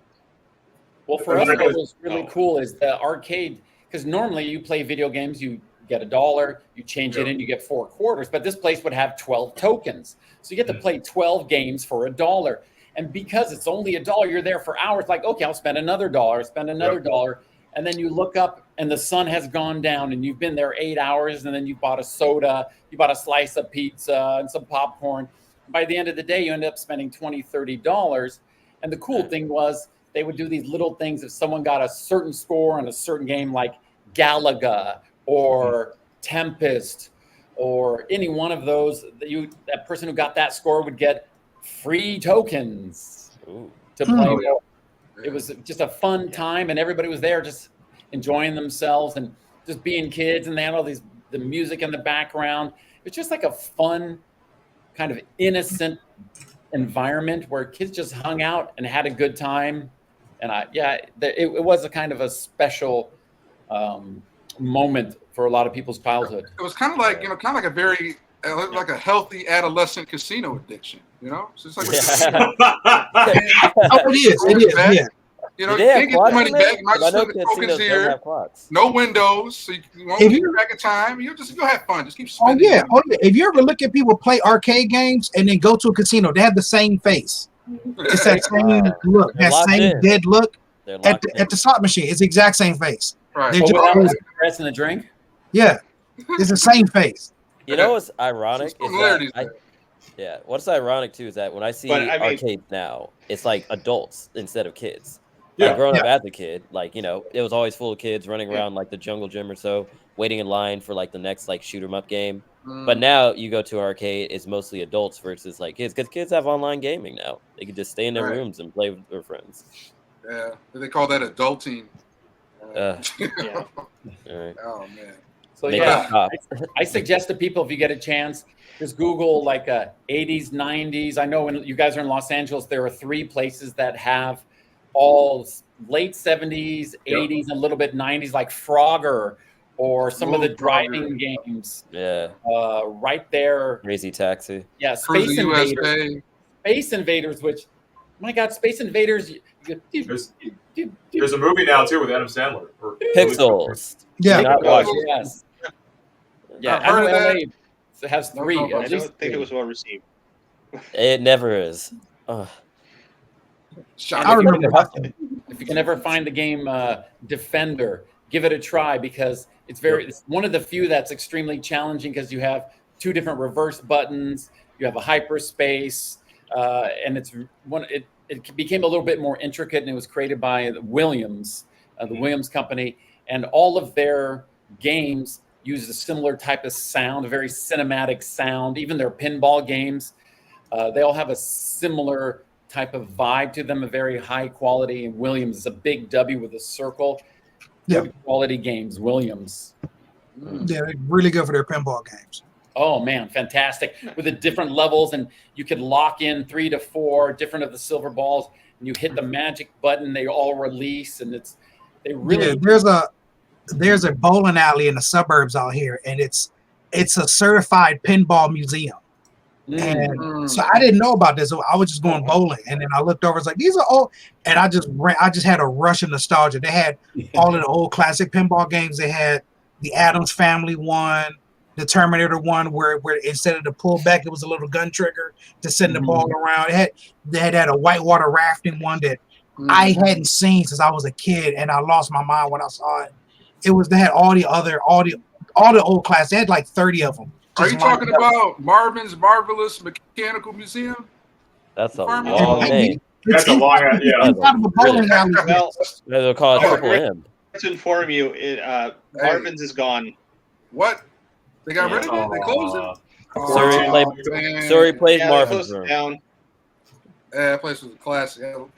You know what's funny, Gad? In my hometown of San Diego, San Diego, is the larger city, and then you have the suburbs, and there's an area of Chula Vista, and across from the library was a place called the Silver Cube. Okay. and my mom worked at the library, and so we would go there, and then we'd go across the street and get a sandwich at Mary's Sub Shop, and then go to the Silver Q and play video games, and just all day, right? Yeah. And at that time, the most popular radio station was 91X, and everyone had these stickers on their cars everywhere. And there was one pinball game that I used to play that somebody opened the glass and put a 91X sticker inside the game, you know? Uh-huh. And I never thought about it, you know, years later. And that's when I was in middle school. I was living in Los Angeles. Then I was in the arts district in Los Angeles. And there's a place, I don't remember the name. I want to call it Bar None or Bar 32. They have some video games, right? Yep. And then the other side has pinball. And I went in there, I said, oh, that's my favorite pinball game, which I didn't even remember the name. I go, oh, it's my favorite one. And I started playing. I looked down, 91X sticker. Oh. So I said, hey, I'm just curious. I'm not going to complain. I want to ask the manager a question. I'm just curious. Manager comes out and I said, hey, do you know where you got this pinball game? And he goes, oh, yeah. Some place in the middle of Chula Vista, San Diego somewhere. Okay. It was the same pinball game that I had played in middle school. Wow. In San Diego. That's incredible. That's wild. Full circle moment. Full circle moment, man. Never know what can happen here, folks. And speaking of San Diego, Stone Brewery, Arrogant Bastard Ale. I don't always drink beer, but when I do this podcast, Comedians Video Game Commentary, I drink Arrogant Bastard Ale. Game on, friends. Paul, I told you got to wait for the check to clear first before we start promoting. Oh my gosh! The product just got to. I got to mention this 5 more times by the end of the podcast. Well, that's all right. It's okay. Yeah, I didn't get a check, so we ain't. Yeah, I'll buy one if it's cruelty free, as long as it's cruelty free, and if it's vegan. There were no animals harmed during the making of that brewery. Animals. Oh, yeah. I thought about animals dying. It's people getting hurt. That's people getting hurt. Yeah, screw the animals. Brain cells, just brain cells slightly damaged. Yeah. All right, y'all. But great. See, I only like my beer when it's like when there's added cruelty. So. Oh, you want to? Okay. Yeah. Made with love out of the 619, San Diego, California. Ted needs that label that says animals were harmed during the making of this. Yeah. Or the movie. I got to see that at the front of the movie before I even watch it. All right, great stuff, Paul. Appreciate you taking us down nostalgia lane, especially with the arcade vibes and bringing back the pinball memories. So look at you. You got the little firework thing going on.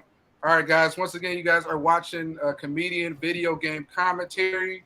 We're currently streaming on YouTube as well as Twitch.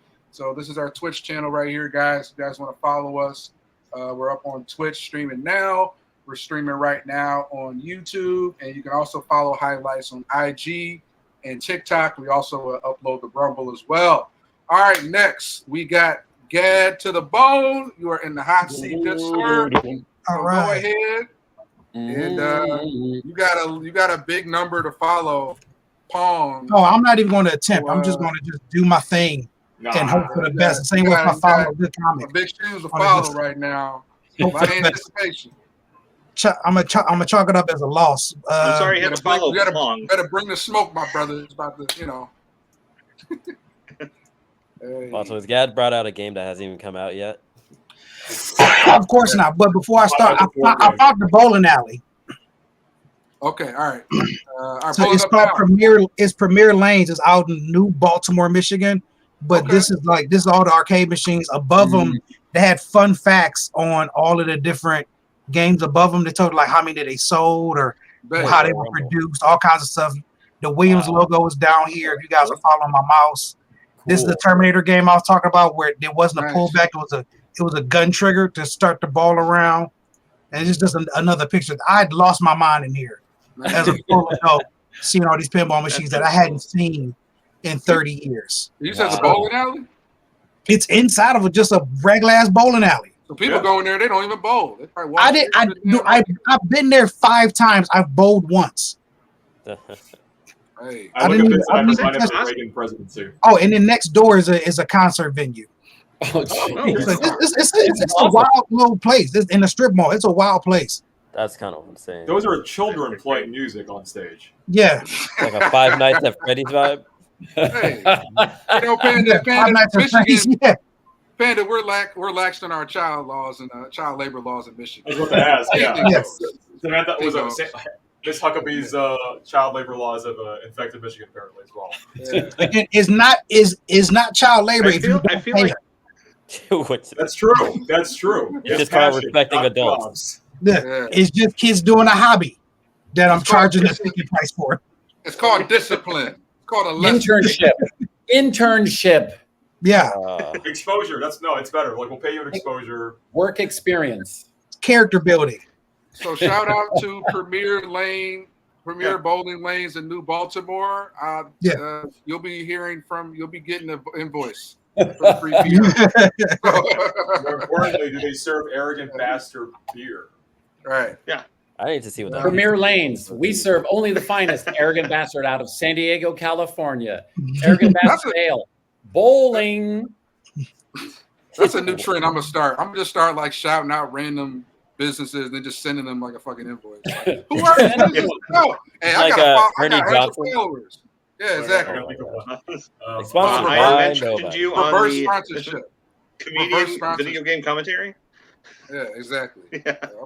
I'm be invoicing them. I feel like we're going backward in technology now. We are. Next episode. It's like my favorite game was Stick. Hey, don't piss on that game. That's a beautifully imaginative game. Put a ball in the cup. Yeah, playing catch. There you go. Yeah. With my dad. Yeah. Great story. My dad wasn't there, so I'm just throwing the ball at the Against the wall. You're just throwing Yeah, it against the wall. Isn't that just called pickleball? I didn't get the dad DLC, so I didn't enjoy that. Your mom was too poor, baby. It got recalled. Yeah. Just kidding. My dad's a good guy. He was there. I just don't want to. Somebody clip that up and be like, somebody. It's like when those So, rappers Dad, make the songs. What's the one pinball machine that like is either you haven't seen it yet and you want to find it, or like you judge a pinball place based off if they have it or not? Ooh. If to judge you, if you don't have that Addams Family one, I'm judging you. Yeah, I'm going to say that's if you don't have that one, is a classic. Yeah, Addams Family and Terminator 2. If you don't have those two, I'm judging your pinball collection. Okay. Those are the two OGs to me as far as like the pinball ones. I'll give an honorable mention to Jurassic Park too. Like the That was first a good one. Jurassic Yeah, Park. that was a really good one. Yeah, definitely Addams Family is that pinnacle. I just said. Yeah. For me, it's And the are we Williams. into tilting or are you against tilting? Oh, always tilting. If it helps and it doesn't, if you give it a little nudge and it doesn't tilt, then I'm for tilting. But if some of them were a little bit sensitive, you're tilting too much. No, then I go to a different game, and I will throw in, even though I wasn't a huge fan of the music, the Kiss pinball was pretty awesome. The Kiss music group was pretty fun. Yeah. Oh, I didn't know they had one. It's pretty fun. Oh yeah. The ball going the guy's tongue, rolling down the tongue. That sounds kinky, but okay, I'd be into that. That's fine. Kinky Yeah, vibe. Kiss was really good at marketing, Yes, they were. and they played some music. They did some stuff. All right, so Gad, what you got for us? What's your first video game pick? Good All sir. right, so We gotta last get back to- episode we talked about we talked about atmosphere. We were talking about Gears of War. So I just wanted to do a game that I think has the best atmosphere of any video game I've ever played. Just a game that really immersed you in a feeling of a game, and that's Division 1. The Division 1 I think has the best atmosphere of any game I've ever played.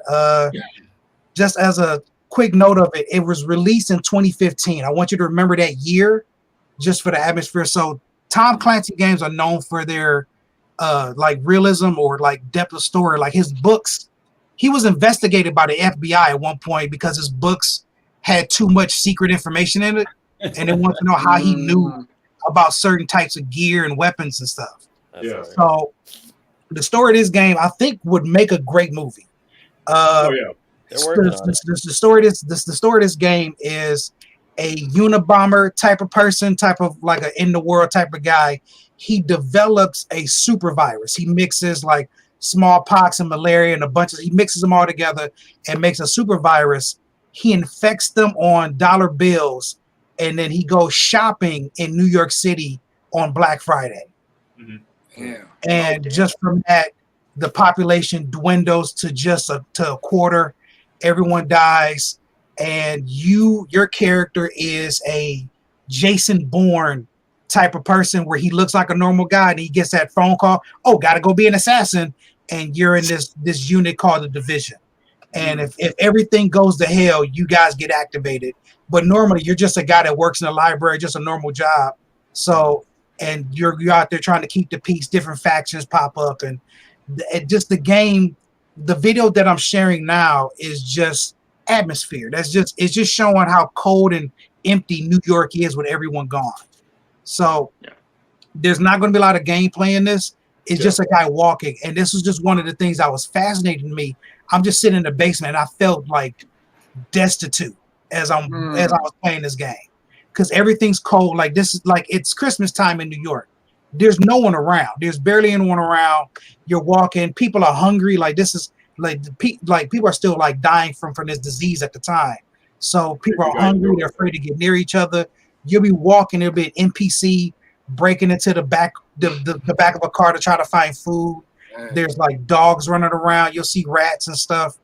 Rat can. Certain things. You'll turn a corner. You'll see two people fighting over like a can of food.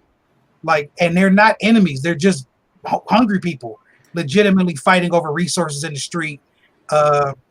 There's just random dogs that don't know what's going on. Where's everybody? I haven't seen my owner. The trailers were just traumatic because it would be flash cuts of people like dying or barricading their homes. Or like if you're walking around, you could see a person and give them food and then you'll get items in return.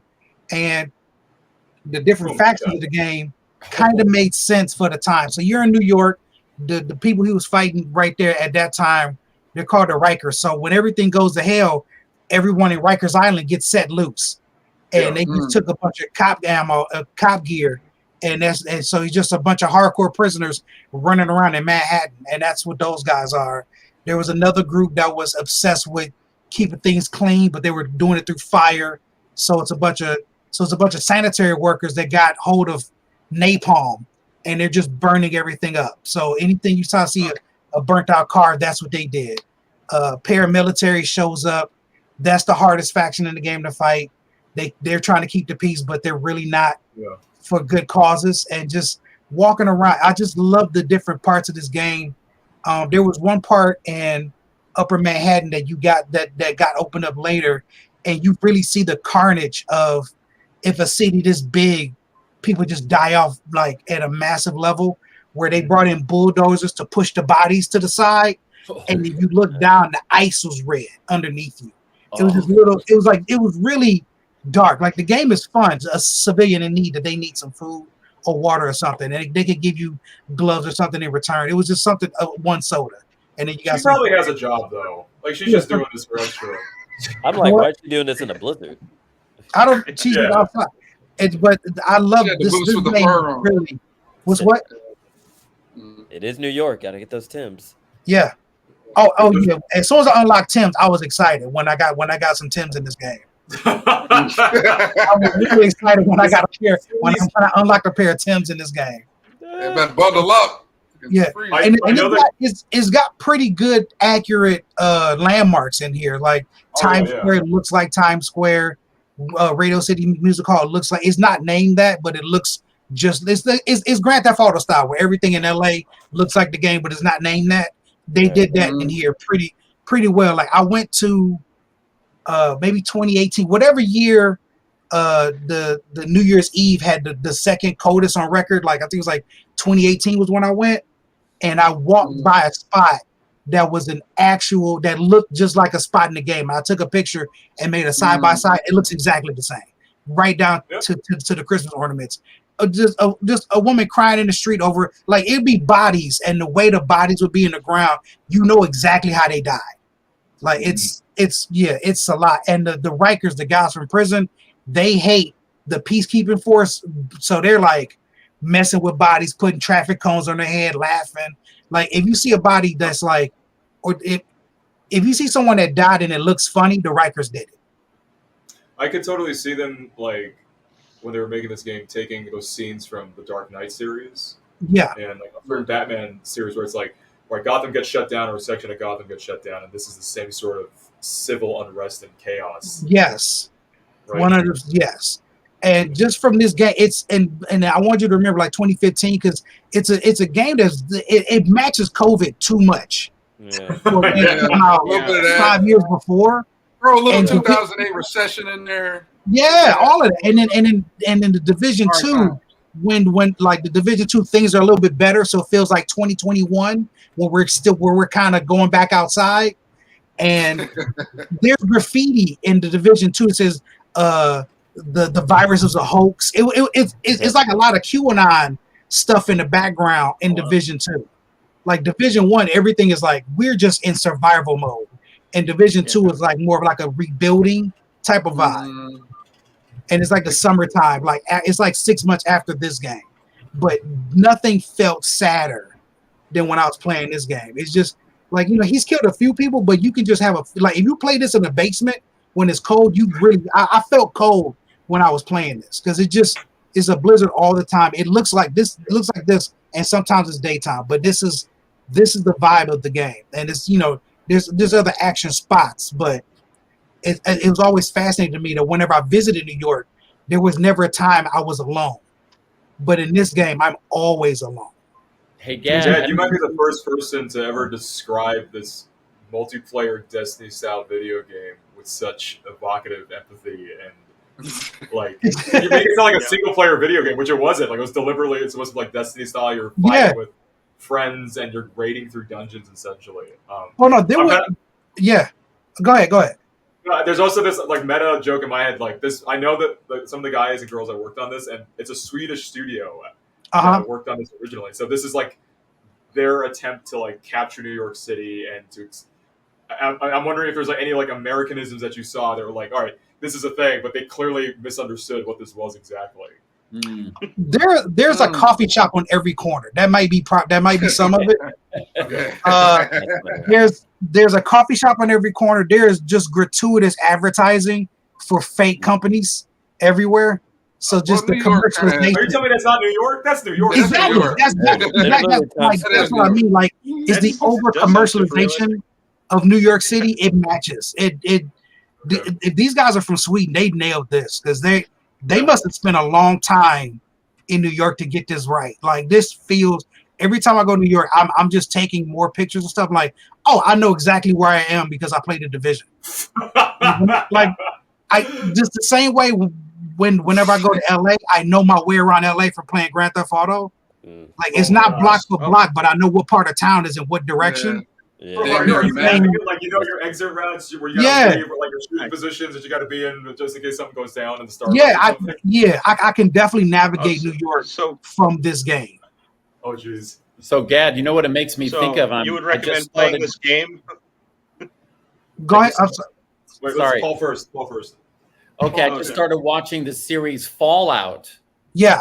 Okay. And the attention to detail in that show and the mood, it is just both captivating and really sometimes dreary and a little bit funny because the contrast of the people who came from underground who are innocent and then they go to the top and everybody's murderous and jaded and violent. It's this incredible contrast of innocence and joy and love and kindness and doing the right thing as opposed to I'm going to get mine and I had that feeling when I was playing Fallout 3.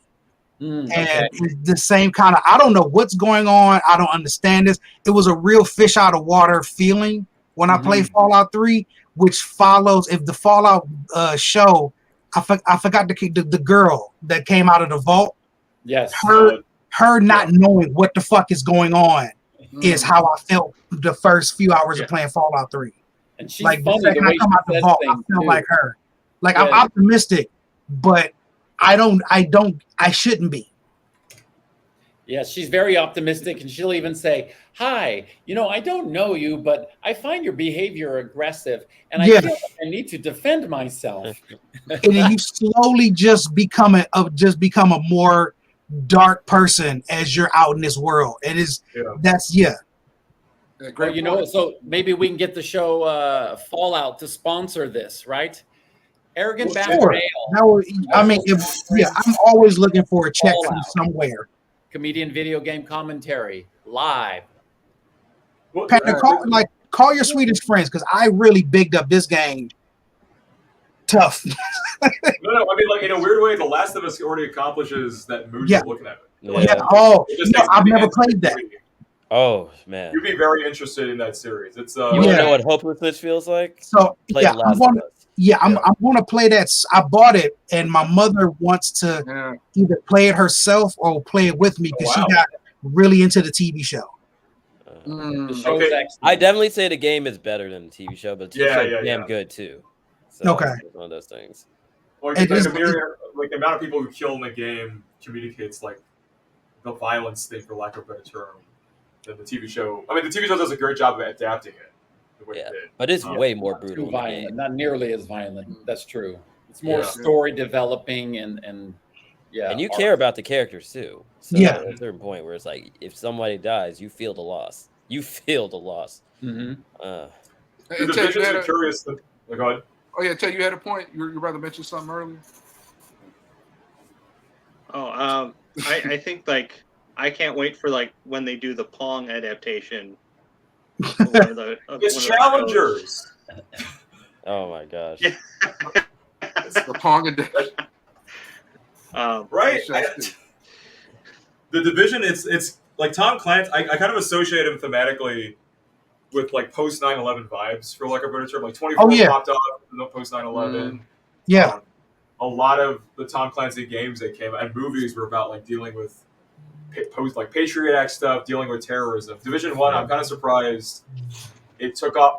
Like for me as a game developer, I'm trying to figure out how these Swedes got together to pitch to Ubisoft. Be like, hey, all right, we're thinking like a multiplayer video game, modern weapons and stuff, a little more interesting gadgets that are theoretical at the moment or hinted at, but it's gonna sell a lot of money, and it's gonna be a multiplayer again that people want to revisit over and over again, like grind in that game. And I don't know, like obviously, Gad, you love this game a lot, and you repeatedly played it over and over again. Yeah. It's Like- I wonder. I mean, for you, like when you think about the games you play these days, like is a lot of it like you appreciate realistic games that actually kind of have a groundedness in the So the older I get, the more I appreciate like little stuff. And like if I'm watching movies, like I'm noticing art design in the background or wardrobe and stuff. Like I like kind of scenes behind that. And I like this game because it was so much little detail in it, and that really got me. Where you would go in an apartment and you could just see exactly how the person who lived here died. Mm. Yeah. You just see it. You could see this person was trying to hold out as long as they could, and you could tell somebody broke the door in and shot him. You can see stuff like that. Like it's different things in the game that you just notice. And I know this gameplay doesn't have any action in it, but I spent a lot of time walking through the game like this because it just hit me. I was going to an objective, and I just slowed down. I just started walking and not sprinting, and I was like, "Oh, this game is creepy."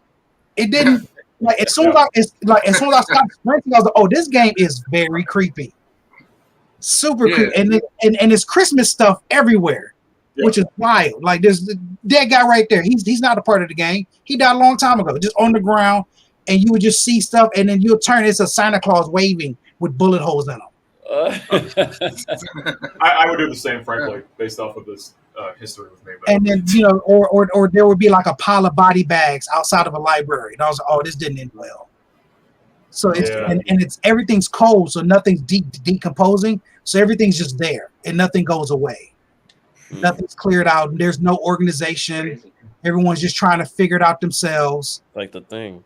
Yeah. I do want to also mention too, funny about Tom Clancy. I wasn't like a heavy into Tom Clancy as far as the books or the movies, but definitely I remember like PlayStation era, the Rainbow Six games. You guys remember those? Rainbow Six. I was a little, oh yeah. All right, cool. I gotta look at the new ones then. I'm not up on it, but definitely along with Rainbow Six, also Siphon Filter. I don't know if you guys remember that. Oh, damn. Back. Yeah. Yeah. Throwing That's it back. I say what Division reminds me of also the most. This is kind of an underrated game. I think it was developed by Steam and Epic. No, it was developed under IO Interactive and Electronic Arts. And what this game also reminded me of was, I don't know if anybody remembers Freedom Fighters. Yes. Oh my gosh. Yeah. And that had a much more kind of basic sort of like Red Dawn takeover, this ambiguous country takes over New York and whatnot. So it definitely didn't have the same environmental haunting detail. But as far as just like a straight Red Dawn, like take over the city, like I remember kind of going through the levels and like, while you're fighting, there's a lot of action and gameplay, trying to shoot the enemy.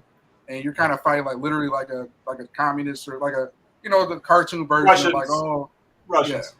Yeah, Russians or whatever. Yeah, exactly, the Russians.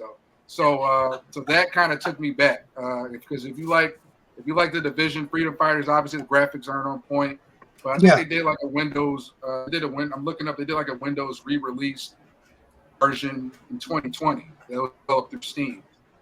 So yeah, that definitely gave me kind of like a throwback to that with the Division. So I think we all appreciate the art of the environment. Can't overlook that. Those guys work really hard on it. Like the amount of technology that they just had to not invent and the detail work they talked about with me before. It's intense. Like all those car doors can close if you're walking by them. He'll reach out and touch. It's a lot of little stuff. I like noticing all kinds of little stuff like that in this game. The good thing is that Gad, your continued purchasing and like playing of those games, like it means technologically, a lot of I think especially at Ubisoft, the studios share technology and assets a lot. So like an M4 is always going to be an M4. So if one game visually looks very similar to the other, they can translate those like animation sequences or certain components of the engine pretty much back and forth. So think of like the next Splinter Cell. Wouldn't be surprising if they used a lot of like Division related assets and stuff like that, because like a Toyota Camry is always a Toyota Camry. That doesn't need to change necessarily too much. Yeah, it'll be interesting to see because they're working on a Star Wars Outlaw right now. Yeah, every time I Google the Division, Star Wars Outlaws comes up. Yeah, and if you buy that, you'll be helping pay for my bills indirectly. So okay, gotcha. Good to know. All right, good stuff. Is that on PC? It's for PlayStation 5 for sure, I think, and then I have to check. And what's the wherever it releases, buy it, and you'll be helping me pay for future alimony payments. I just have a feeling. Congratulations! Congratulations! Panda, what's the name of that game? Star Wars Outlaws. Yeah. Congratulations, Panda. Yeah. Well, I was really excited about that game. I'm glad I got reminded of it. Yeah. But here's the thing: like, if I play Star Wars Outlaw, what's something that I could like drink when I'm playing this game? Oh my god! Does anyone have a suggestion? Blue milk. Paul? Oh, Paul hasn't. Yeah, Paul definitely has. That's interesting that you would ask me that. There are a variety of beers that the Stone Brewery does generate out of San Diego, California, 619 area code. But what I would suggest is not just the Arrogant Bastard Ale, but the double barrel, which is in a barrel. That's right, a delicious barrel, and it creates an elegant, sophisticated taste for Arrogant Bastard Ale. This is my drink whiskey. As soon as you said double barrel, the first thing that came to mind was a shotgun for some reason. Oh, that's a real sponsor. You got to do some shots of it if you like, because it's a strong beer because it's in a double oak barrel, and it actually has a hint of bourbon flavor. These are bourbon barrels, so when they soak them in there, you actually taste the beer, and there is a hint of bourbon. And the only reason I know that is because I'm half joking. I don't know about that. I'm 2/3 joking. When I've done some events in the past, they actually sponsored my event, which is called Comedy Crushes Cancer, and they gave me 36 cases of beer for free of Double Bastard. So people got twice as drunk, and they donated twice as much to the cancer organization that I was sponsoring. Okay. Oh, it's a real drink. Okay. Oh, that's awesome. It's an actual drink. In fact, this is an actual bottle. What I've done is a friend of mine has done for me, took the bottle and cut the top off, and then used some a way of making it soft so it actually becomes a glass. This is the actual bottle, but with the top cut off. Oh wow. Oh, that's what's that's up, really cool. Paul. That's Well, cool. we got to talk because we got to definitely really gotta cool. let the producer know when we got sponsors for the show, man. Yeah, well, I hope I do. I just know they were generous enough to give to my events, Comedy Crushes Cancer. So whenever I get a chance, I pretend like I'm sponsored by them, but it's just my way of showing appreciation for them actually helping everyone get really hammered and their wallets opened up much more broad, and they definitely donated more to the event. All right, if chemo is like poisoning yourself, beer kind of does the same thing. Exactly. Hey. Open it up. You need to send me a case too, Paul. You know. Will do.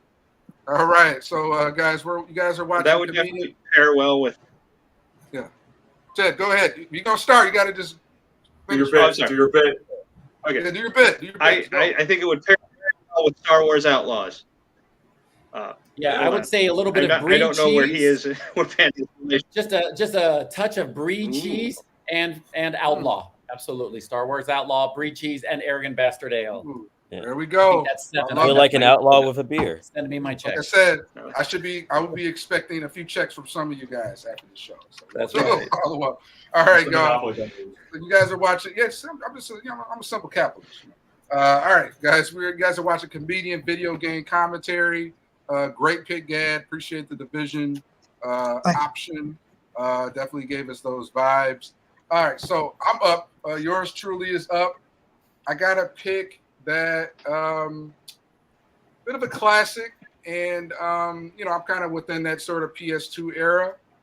And I have to admit, I don't know if a lot of people were sleeping on this game or what, but I think out of the movie adaptions, this was probably one of the more better ones.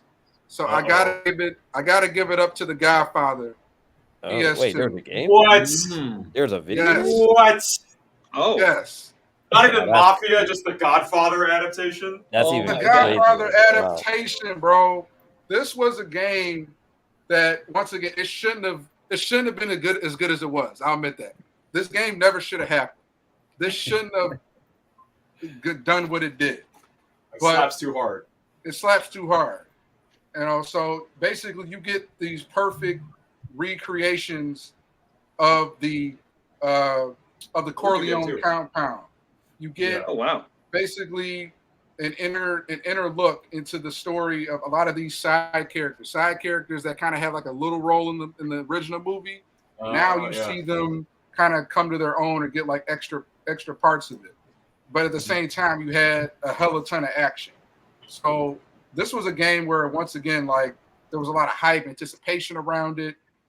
I don't think everybody kind of maybe appreciated. I mean, it did pretty well sales wise, but you were able to kind of relive the movie, but then at the same time, like, there were like some there you go. There was some action going on. Harlem Nights. Yeah, some Harlem Nights type stuff, right? Yeah.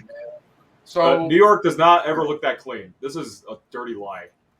well, exactly. Yeah. So this isn't The Division. I know I'm kind of the best follow. Batman the animated series. That's what this looks like. Exactly. But if I had to like, as far as like the number of hours I spent kind of playing this game, probably too many to count. And I do appreciate, just like the drive-bys. This was, bro, I get it. I know we had Grand Theft Auto that was up around this time. I'm not comparing it to that. But if you were a fan of the series, once again, like there was some fun stuff here and then some, So that's my pick. The Godfather. Anybody ever played a Godfather game, or is just like this flew over everybody's head? Yeah. So my assumption growing up was that all movie games were just 99.9 of them were just bad. Like they were just cash grabs. This is the first time I've seen anybody give praise for like a shooter movie video game. And usually the genre would be like people remember the Mafia, not this usually. But what I even appreciate though is like there were like parts of the game where you basically weren't playing the exact same storyline as the movie, but there would be little pieces like if you watch the original Godfather where they were trying to kill Don Corleone. He was like, after his first attempted assassination, he was in the hospital. Now you're playing Michael Corleone, where he's at the hospital with his dad, but now all of a sudden the rival mafia family, they're breaking into the hospital trying to finish the job with Don Corleone. Now you got to like defend them, like you're trying to get him out of the hospital. Yeah, But I was was gonna that ask if your- it's like lore accurate or no. I was just wait. Who's next? Oh, I was just kind of wondering, is like if this was like a side story, a sequel, or is it like a story, like a game is like happening alongside the first film? Well, yeah, this takes place with the first Godfather game. But what they do is they'll do like little submissions, and there's even like full blown missions that reveal the story behind the story to where this is why this happened because they were doing this, and kind of like filling in gaps like within the first movie. So I remember this warehouse scene, like where you're trying to like blow up. Basically, you're trying to get into the rival mafia family. You're trying to get in and blow up their factory to, because they're the bootleg competition. All those jobs. Yeah, all those jobs. Hey, but yeah. So I mean, I still want to open up the floor though. I mean, does anybody have any other? Here's a fun question.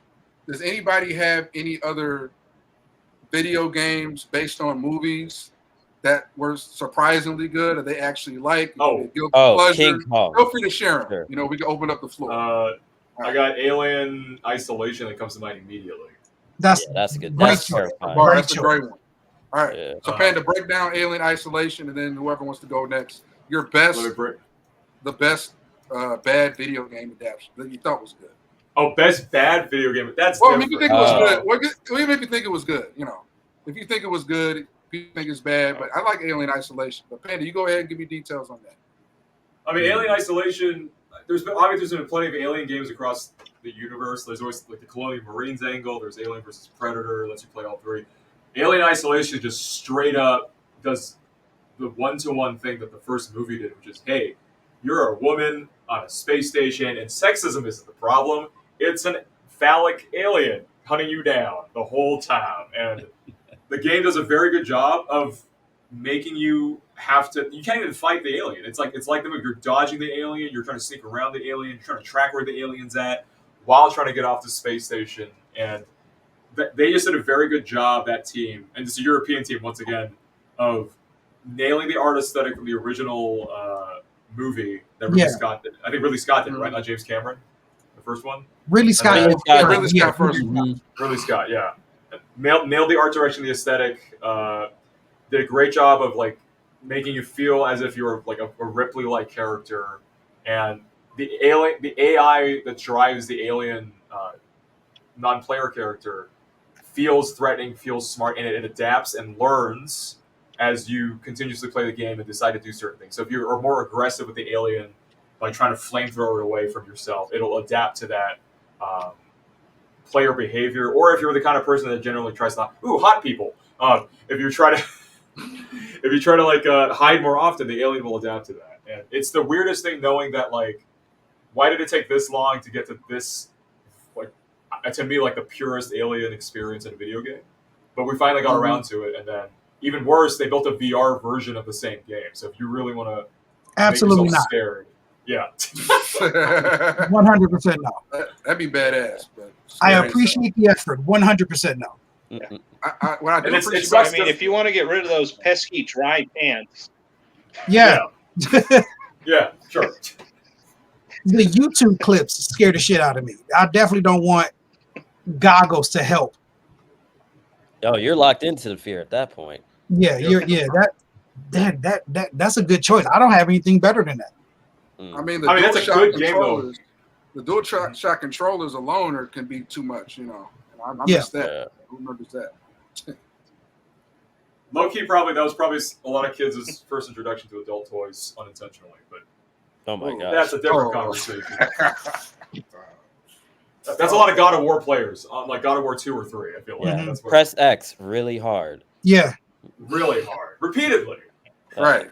Now I know a lot of the games that are made from movies are essentially from films that do have violence, and then they select moments where they feel they can elaborate the violence or enhance the story. It would be interesting if they could take something where the main characters aren't the ones who weren't guilty of doing the violence, but people were attempting to do violence against them, and then the video game shows them reacting to it, sort of like, I don't know, Dumb and Dumber. Violent video game, because they're always being chased. So in this one, maybe they decide to retaliate, and it's Jim Carrey and the other guy, what's his name? Bill Paxton, is it who it is? Aliens? Yes. Jeff Daniels. Jeff Daniels. And instead of they continue to be funny and silly and weird and odd, but at the same time they're killing everyone who tries to kill them. That's an idea. Oh, absolutely, yeah. Oh, we don't immediately comes to mind about like best bad video game, but it's still a good video game. Lord of the Rings, The Two Towers video game. Wow. That was a disgustingly popular arcade beat 'em up that should not have been as good as it came out at. But essentially from what I saw was people just like loved the heck out of it. It's got Dynasty Warrior elements to it, and it wasn't so corny of a video game that it was bad, but like it was very accessible, felt very arcadey, and it did way too well for what the trash fire that it could have been. Like no one remembers what the Fellowship of the Ring is and where the Return of the King video game is. All they really remember is just that one official adaptation that he did for the Two Towers. I think I played the demo for that, and I remember being frustrated in the demo. Did you play Gimli? Is that what it was? Yeah. Yes. That's probably why. That means you did the opposite of what it was supposed. That means you did the opposite of what it was supposed to do. The demo should make you want to try the game. No, I didn't want the game at all. Like, of course my fat ass picked Gimli. Right. There you go. If it's a video game, I'm either going to pick the fat guy or the black guy. Those are the two I'm picking in any video game. You and me both. I just realized we went to New York 3 times today. Yeah, that's true. Yeah. Technically. Oh shit! Sorry, I just had the perfect movie for this. What? So, like the best bad video game that I played, like literally Jaws had his own video game. It was that takes the cake. That's true. Yeah. Was this a Jaws game? Was this a Jaws game at the time it came out? Or are we talking 90s? This was like 2005, I think. Like I distinctly remember seeing a poster for it in GameStop. And Jaws is my favorite movie of all times. And I was like, all right, I got to play this. And it's literally, it tries so hard to be Grand Theft Auto, but as a shark. Like, it's literally, like, you get to be Jaws, you get to swim around, you get to eat divers, you get to eat fish. And I distinctly remember my favorite level of the game was basically based off Jaws 3D. Where I got to pull Jaws, this up. Yeah. Search the Mission 2, like Jaws, the video game level 2. Because I had no idea. Jaws is captured into SeaWorld and he has to break out. And it ends in a boss fight versus Shamu. And it's just so hilarious. Right here, Unleash Mission Whale. Yes. It has 19 million views. This game. 19 million views. I still have a copy of it. There's a lot of boomers out there. The breakout. I definitely have to go to work, but I have to watch this. This looks absolutely horrible. It's so funny because the thing is, it's almost damn near identical to the movie Jaws 3D that they released like in 1985. Because Jaws literally is in SeaWorld, and he has to Jaws break 3. out. I remember that. Yeah. So this make my part of the game look like Fortnite.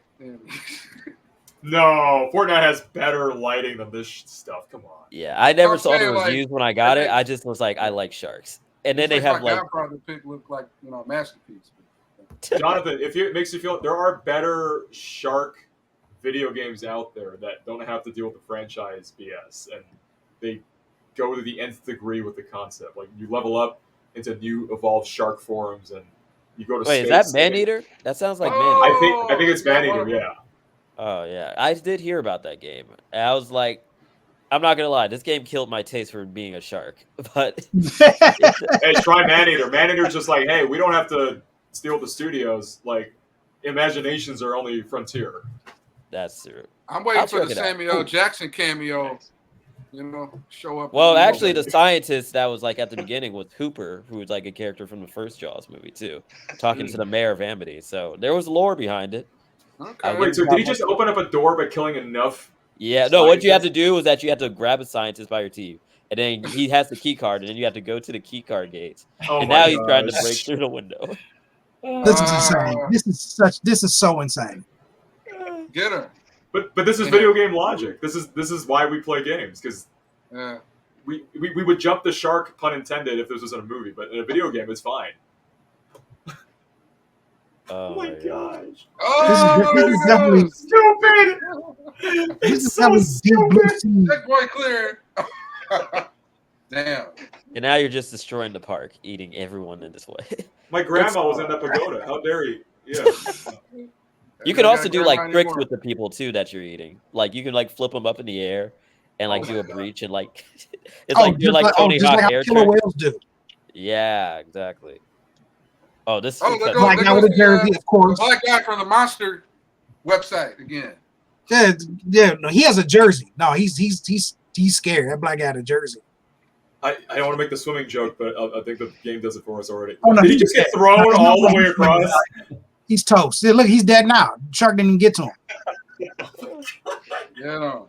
Oh, he's swimming. He's swimming though. Oh, Oh my Oh, gosh. man.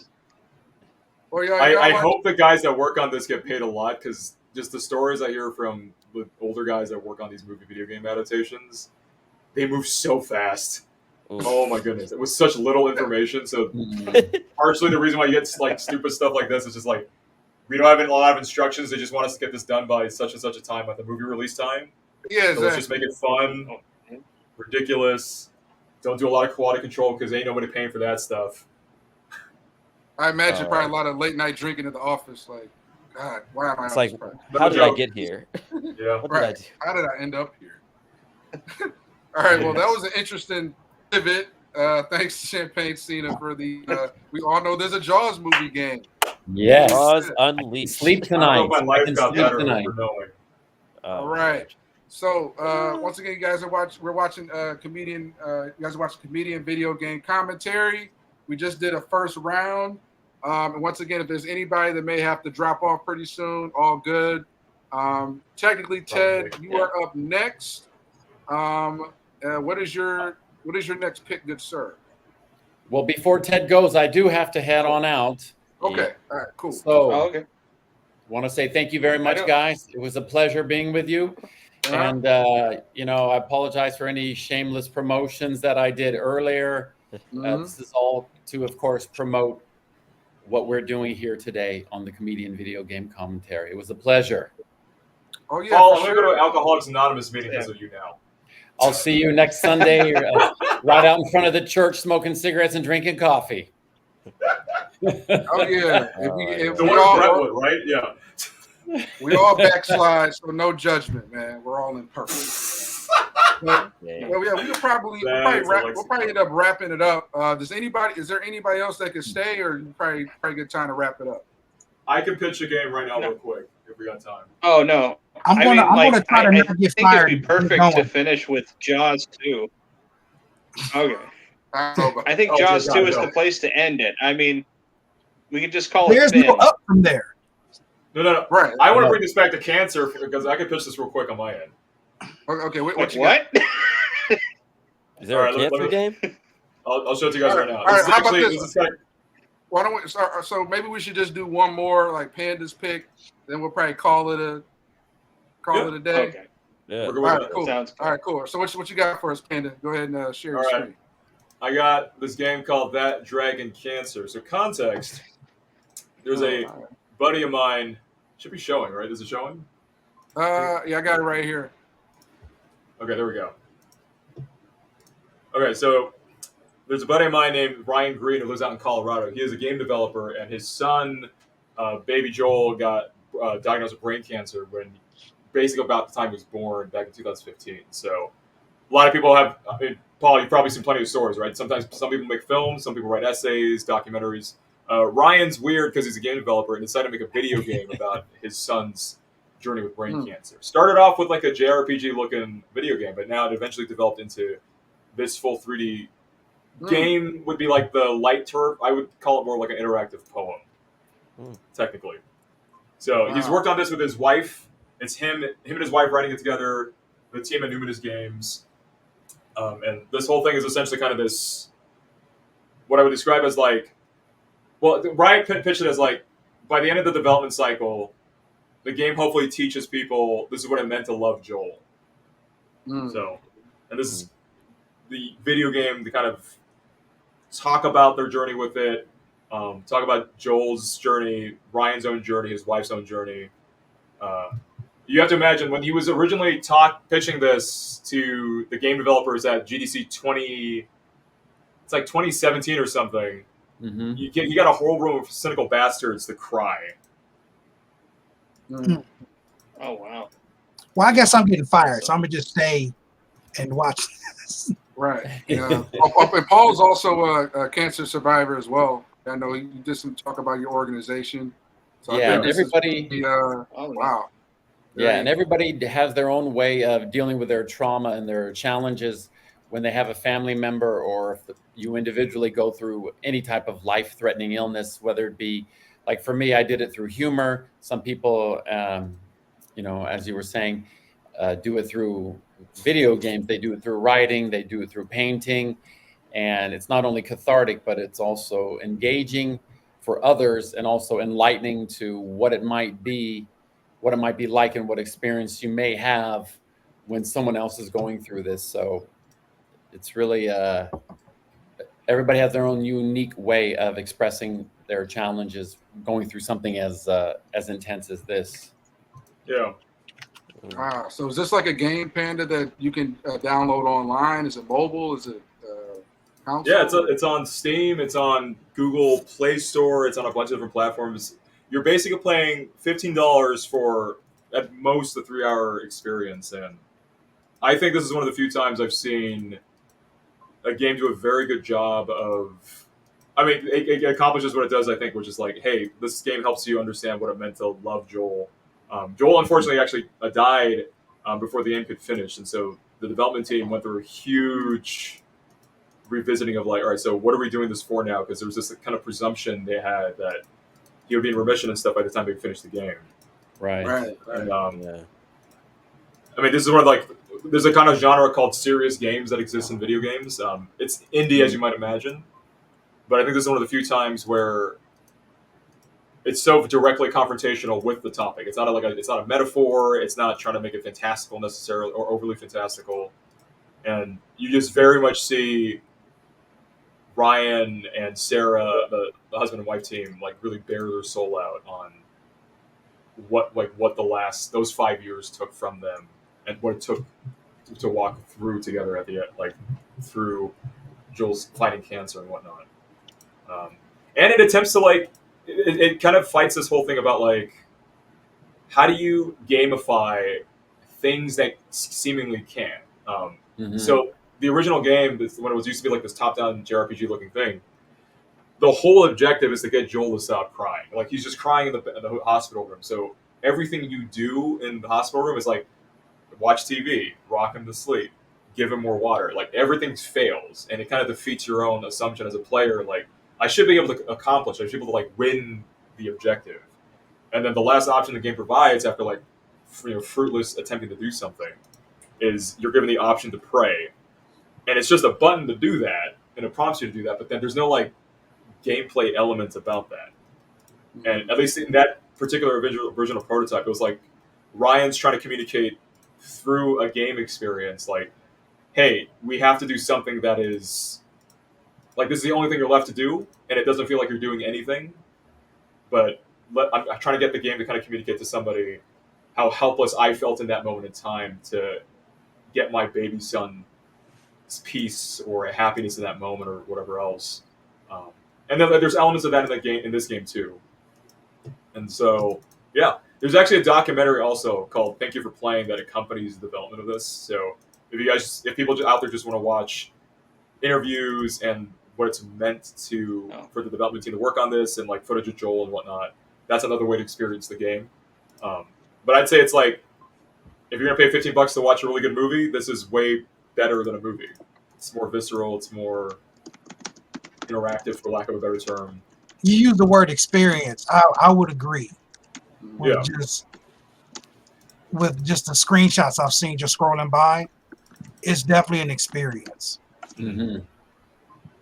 And you guys know I'm an aesthetics and feeling type of person, and this is a heavy weekend if I play this game. Yeah. Yeah. Mhm. And What a lot of people. Yeah.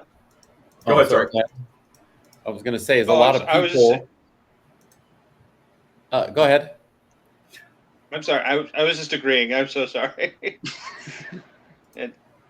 Yeah, what I was going to Go say ahead. is a lot of people know of the person who's going through it.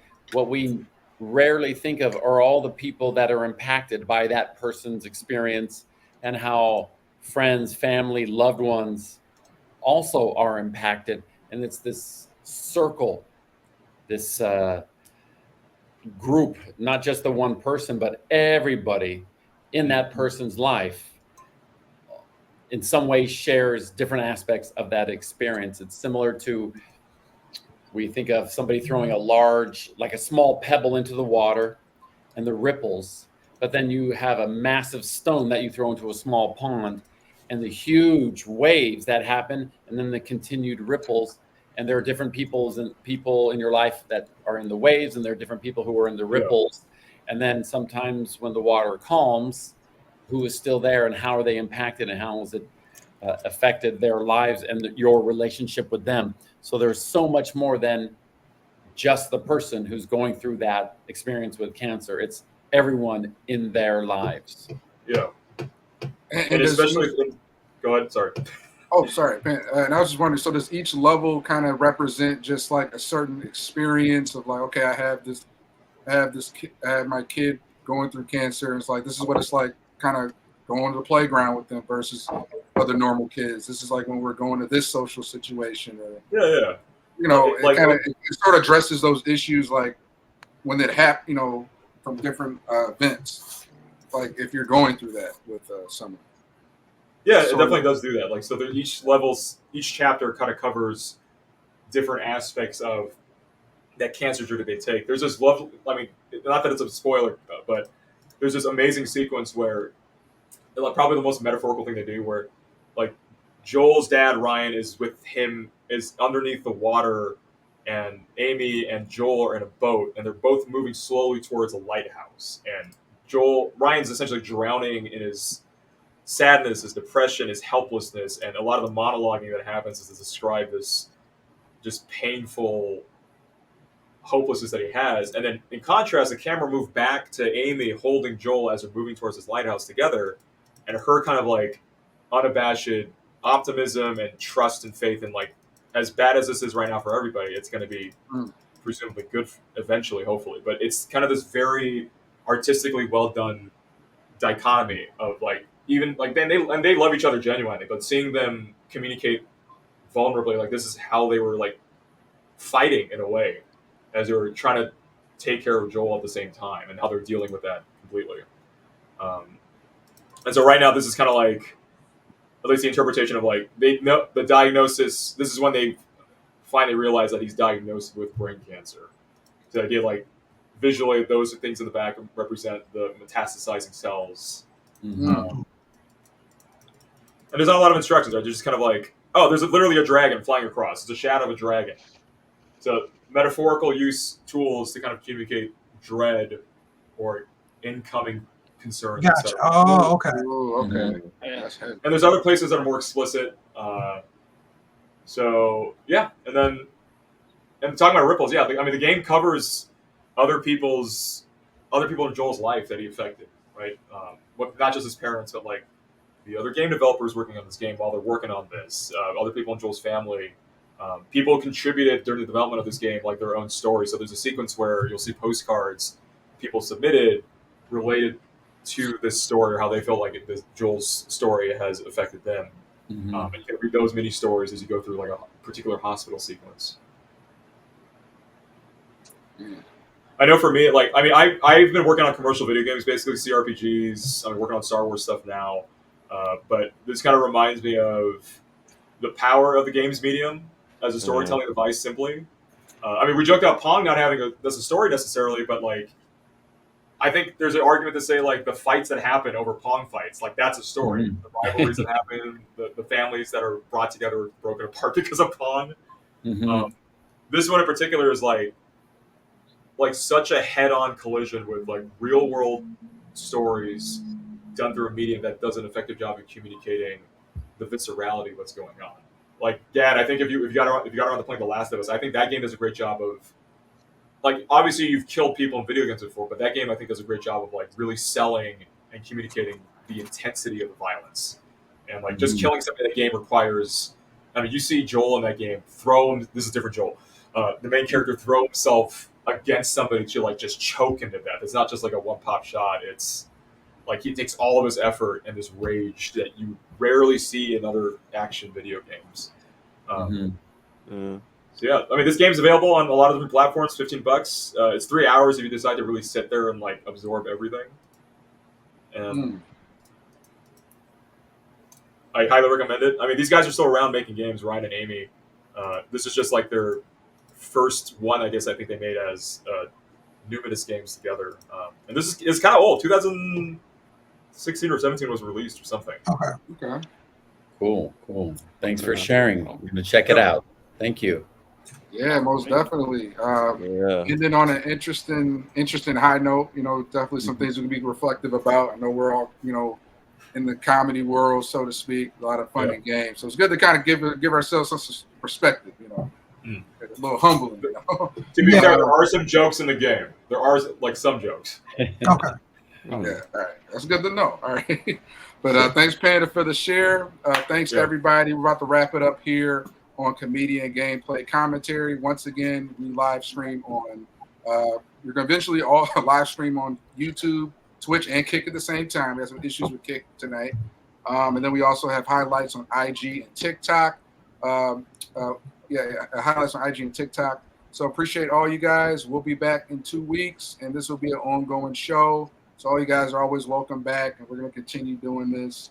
You know, just kind of building up the following, building up the channel. And I'm going to end the stream now. So the six of us will be back in the studio StreamYard. And Paul, you want to do one more real quick? I don't always drink beer, but when I do comedian video game commentary, it's game on, brothers. Hey, there we go. So we're about to kill the stream and appreciate all you guys. And we are out. All five. I see you guys just stick around real quick. Deuces.